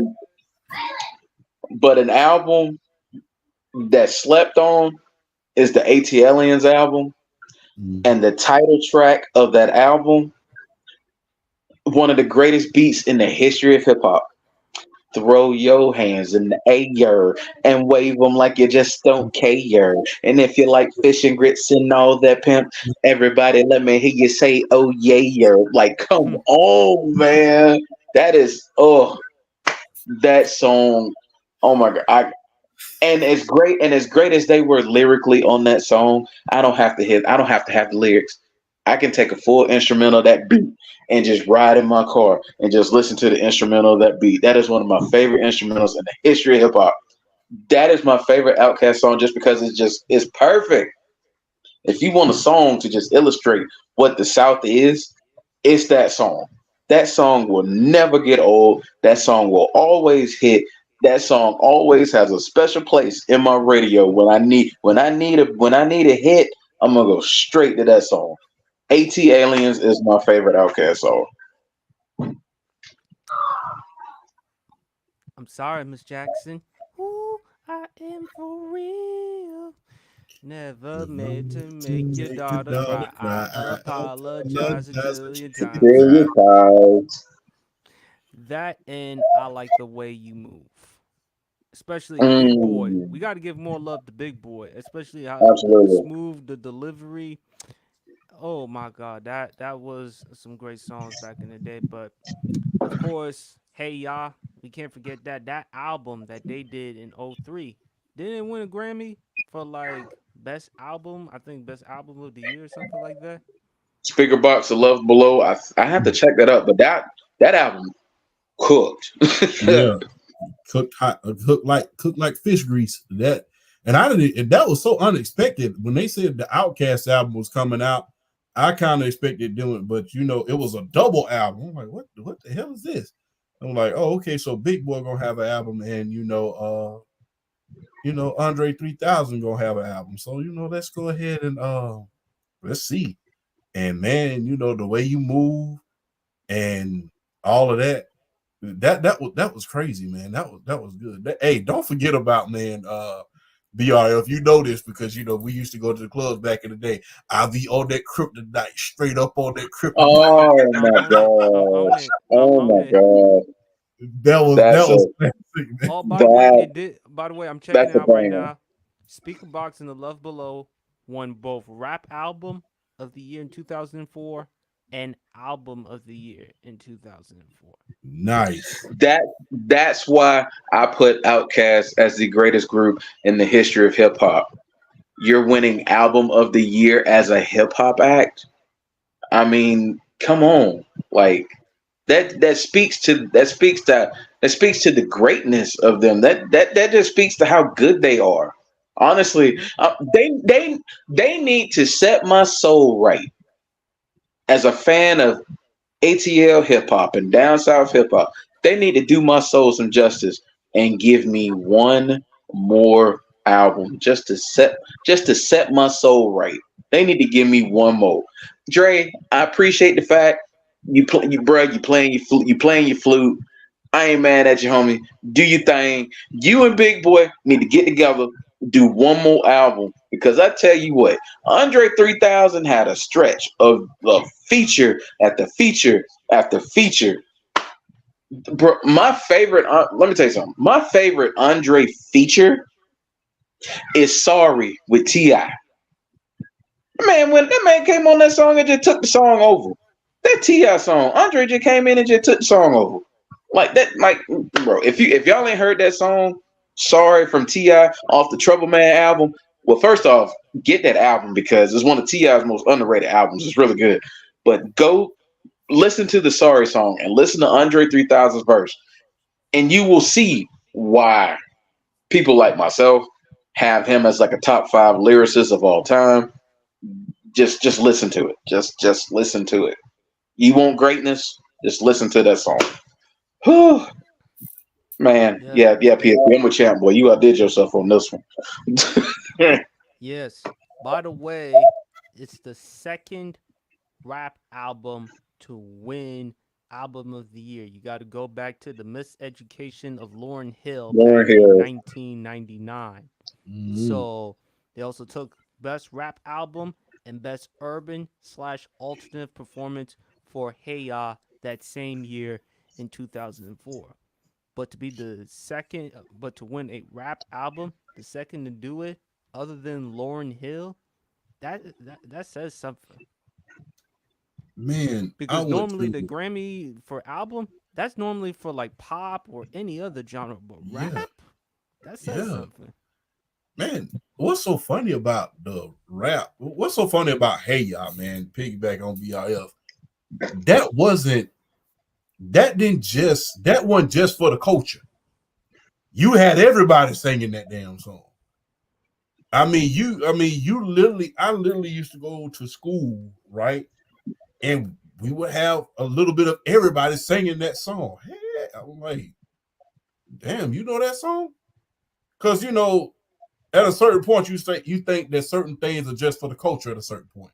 But you had a little bit of everybody that had crossover appeal to it like no other song probably they since Stake on You was great, but that crossed them over even more than that. So it had a little bit of everybody singing. I remember my this old lady that my mom used to work for was singing that song one day, and I'm looking at her like, what the hell? So that was what the funniest part about it, And we sitting in the car, and mom is driving all around and stuff like that. All of a sudden, that song come on, and she turns it up. How you know this song? So that's when when older people are listening to the music, because hey, as generations get older, they're kind of setting their ways on music.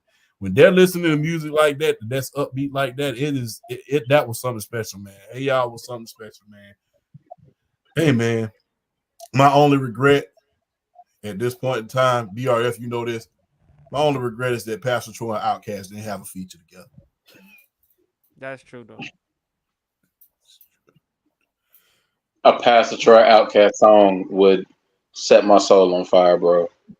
That's the only regret I have, is that them two did not have a song together. So Pastor Troy Outkast, make that happen just one time. That was super. Now, yeah, like they didn't do us. They haven't had a song together, but Pastor Troy and Big Boy have rapped on the same song.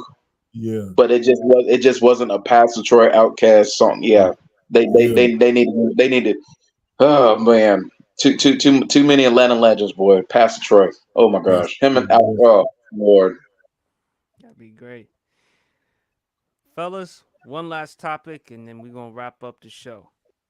For a comedy one of my favorite cartoon shows in Family Guy. What is your favorite Family Guy episode?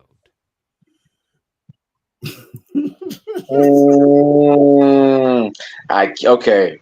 I can't. BRF. All right.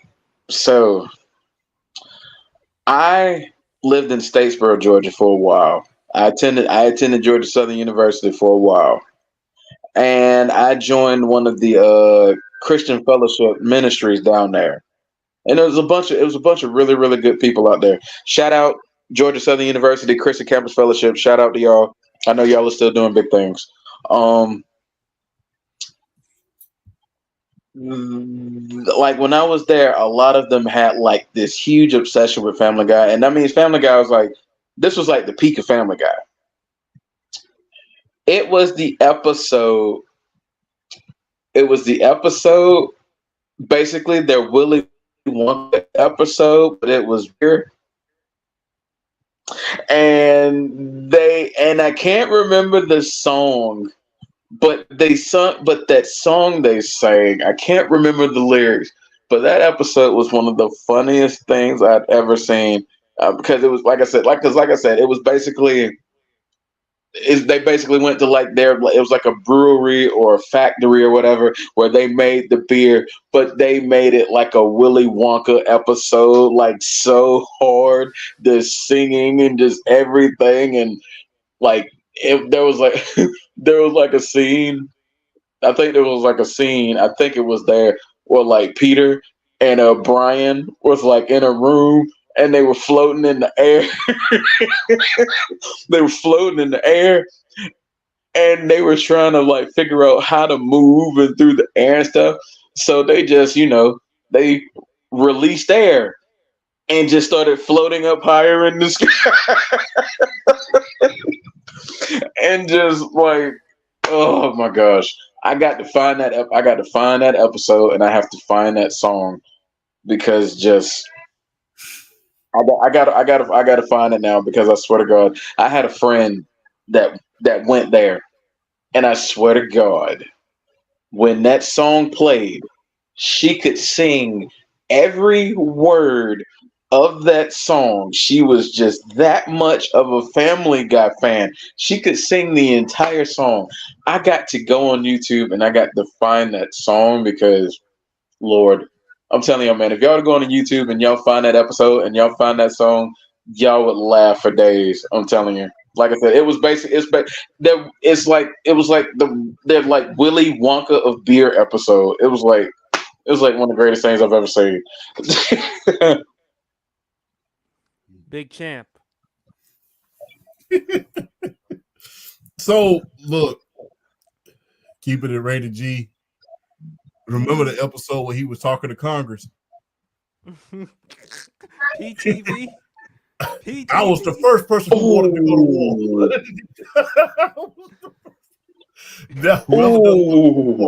Is I was the first person who wanted to go to war. So that was another one, man. Look, people, hey, that's how come. I'm a veteran, so that was one of my favorite episodes. I was like, that sounds like some stuff that Congress would say anyway. But I gotta go with the episode. I'm not gonna say any names. I don't want no violations to happen. That episode with him and the president was going at it.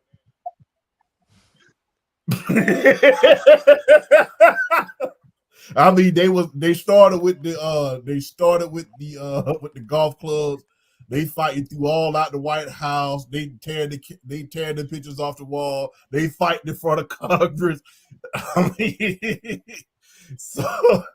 even the president even snapped his wig back like so, and then was able to charge Peter Griffin. That was a pretty funny one, man. Hey, and how can we forget Lil Stu? You got my money? You got my money, man? You stole my idea. You stole my idea. Where's my money, man? Where's my money, man? I need my money, man. Where's my money? Where's my money? You did pull out the flamethrower and everything. That was just but the one him fighting the president, that was the funniest stuff I ever seen in my life, man. I literally God bless my grandma. She had to make me take that down off my Facebook page because I shared that thing about 6 times in one day. She called me and made me take that down. She was like, I'm getting tired of looking at Peter Griffin and the president fight on your Facebook page. Take it down. I'm like, all right. But that was funny, man. That was real funny. One more real quick. How about the episode?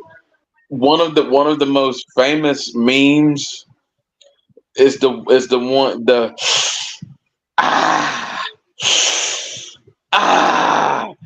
episode where he kept falling. Phrase idea right here. Yes, Peter hurt his knee. He fell down the steps, and then he did the and he did it for like 2 minutes straight.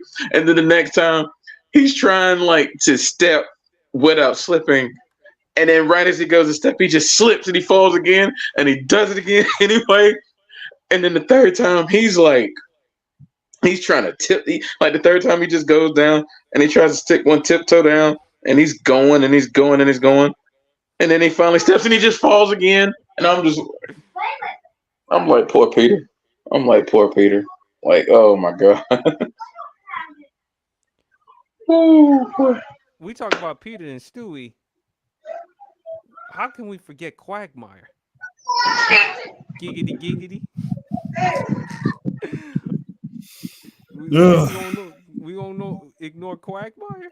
No, we ain't gonna ignore Cat. Like I said, I was trying to keep it rated G on the show, so I didn't want to bring him up because yeah, he got certain tendencies. We'll leave it at that. But Chip, Certain tendencies is well spared. you stole my idea with Family Guy. You stole my idea with Stewie, man. But great minds think alike.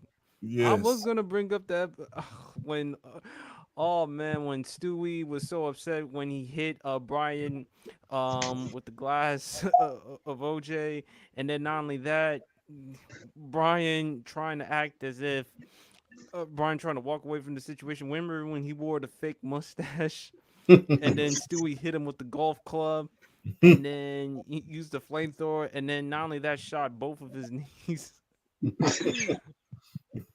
That was crazy.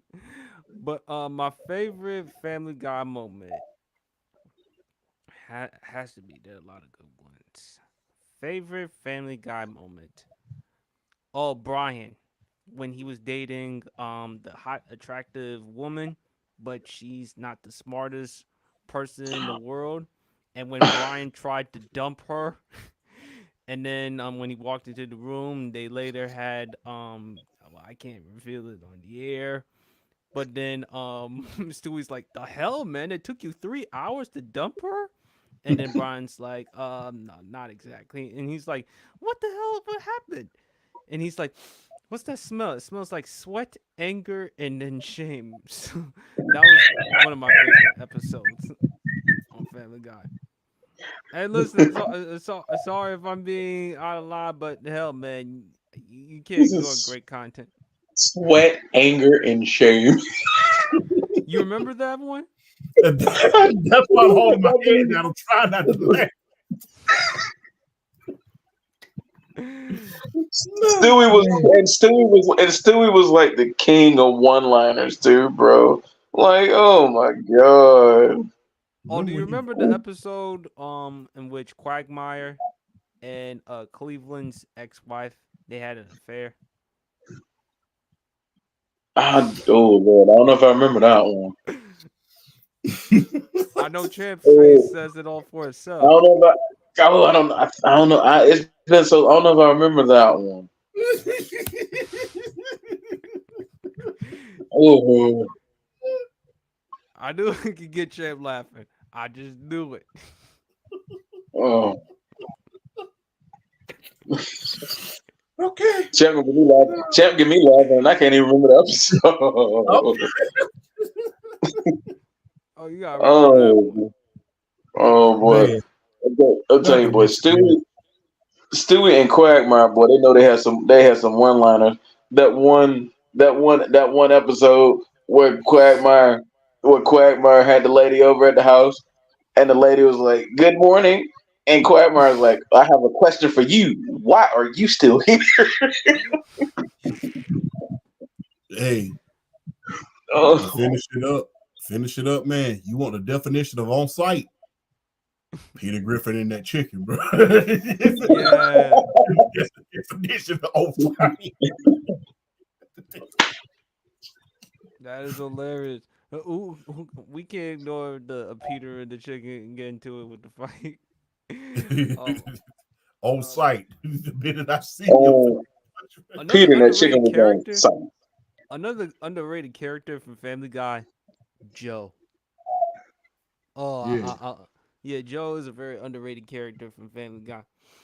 But I don't know. I can't bring up this character. I can't bring up this character. But I won't tell you his name. But it's the guy that likes to the guy that has a fascination for Chris Griffin. I think you know exactly who I'm referring Ooh, to. piece of candy. Ooh, a piece of Oh, I know. Yeah, I mean, yeah, I know his name, but I don't know if you want me to say it on the air. But I know his name. No, I don't. No, I don't want to do No, it. we're trying to make sure PSP get that $80 million Yeah, contract. We ain't trying to jeopardize it. we don't need no strikes. No, we don't want that. But how can anyone forget how the way Peter and the rest of the family treated Meg? Can we forget that? We certainly can't forget that. It's always shut up, Mick. Shut up, Mick. Shut up, Mick. That is Oh man, but Stewie loves Lewis. Stewie loves Lewis. That was an episode that I kind of like. Mom, mom, mommy. Oh my god, that's hilarious. And then the Stewie kills Lewis, and then Lewis kills Stewie episodes. And then when Yeah, Stewie I was I love those episodes. Oh, Those are good too. and also, but that's a wrap for the Sports PSP pod. And also, folks, next week for comedy, we probably gonna have to do favorite South Park episode. So stay tuned for favorite South Park episode. Oh But my god. I'm waiting for the day where I have a kid and they go to the school and they have a teacher named Mr. Garrison. I'm literally gonna I'm literally gonna bust out laugh. I'm literally gonna bust out laugh. or when they have a friend like Cartman. Yeah. What's so fun? Never mind. Respect my authority. Man, nothing better than great cartoons.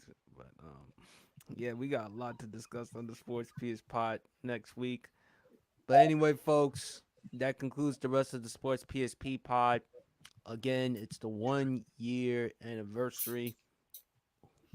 Great. I mean, the amount of work, almost like 50, 60 episodes, over 7,000 subscribers. Like I said before, I couldn't do the pod without Champ, BRF Sports, Brandon from the block, Mario Knows Best, Kenny. The list goes on and on. So, appreciate everyone for contributing. And for those who I didn't mention your name, I apologize. Thank you again for contributing to the Sports PSP pod, coming on the show, trying to make the show as entertaining as possible. Thank you again. With your help, I'm now over 7,000 subscribers, and it's only going to get better and better. So, fellas, before we wrap up the show, any final words and tell them where to follow you at. Hey, always a privilege, a pleasure, and an honor to be on the show. And look, hey, you should have done a moment, best moments from the Sports PSP podcast. I remember certain moments that happened. It was very, very epic. So yeah, it was real good. But hey, good to be a part of the movement. Hey man, PSP, you like my big brother. Hey, always you put me on to podcasting, so it influenced me to get a show of my own. So I salute you, man. You always introducing new talent to everyone. So man, I salute you, man. Congratulations on 1 year and 7,000. Before we all said and done, you're gonna be getting that plaque pretty soon, man. And quite frankly, man, I'm just grateful to be here, man, and be able to work with a person the caliber of you, my friend. So I salute you. Thank you, my brother. And tell them where to follow you at as well, because again, I want you to grow as well. I appreciate that. You always have, and that's what I like about you. Undisputed world champ on TikTok. Um, Undisputed GOAT. Had a hell of a time last night talking about baseball. Uh, that show will be out real soon. BRF and Flash, the greatest baseball minds I've ever seen. So, hey, big ups to BRF and Flash, man. Gave me a lot of insight on baseball that I really never thought about. So, hey, PSP, thanks again, man. I appreciate it, man. And don't forget about the collaborations that PSP does online as well on Instagram. World champ underscore 2.0.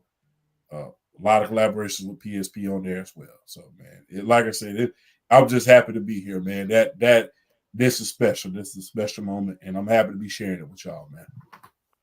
Thank you, brother. I appreciate it. BRF, man. Well, I'm.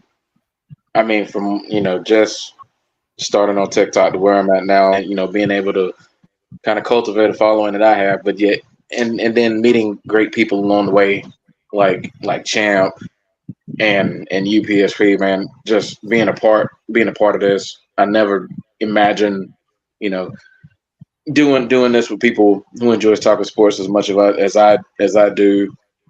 So it's definitely an honor being on here. I have so much fun doing these podcasts.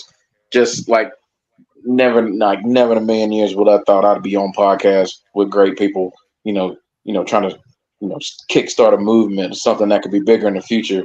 So I'm enjoying every step of the way. And congratulations to you. You deserve every bit of success that you've earned and you've gotten so far. And I wish you nothing more in the future, PSP. And same thing with you, Champ. I'm gonna help you as far as like your podcast. We want these things to keep going and keep growing. So follow me, BRL Sports is the TikTok handle. Big Sugar 1122 is the handle for my link tree. My link tree is in the bio. You can follow my IG, follow my Twitter, you can follow my Facebook. Those are my main outlets.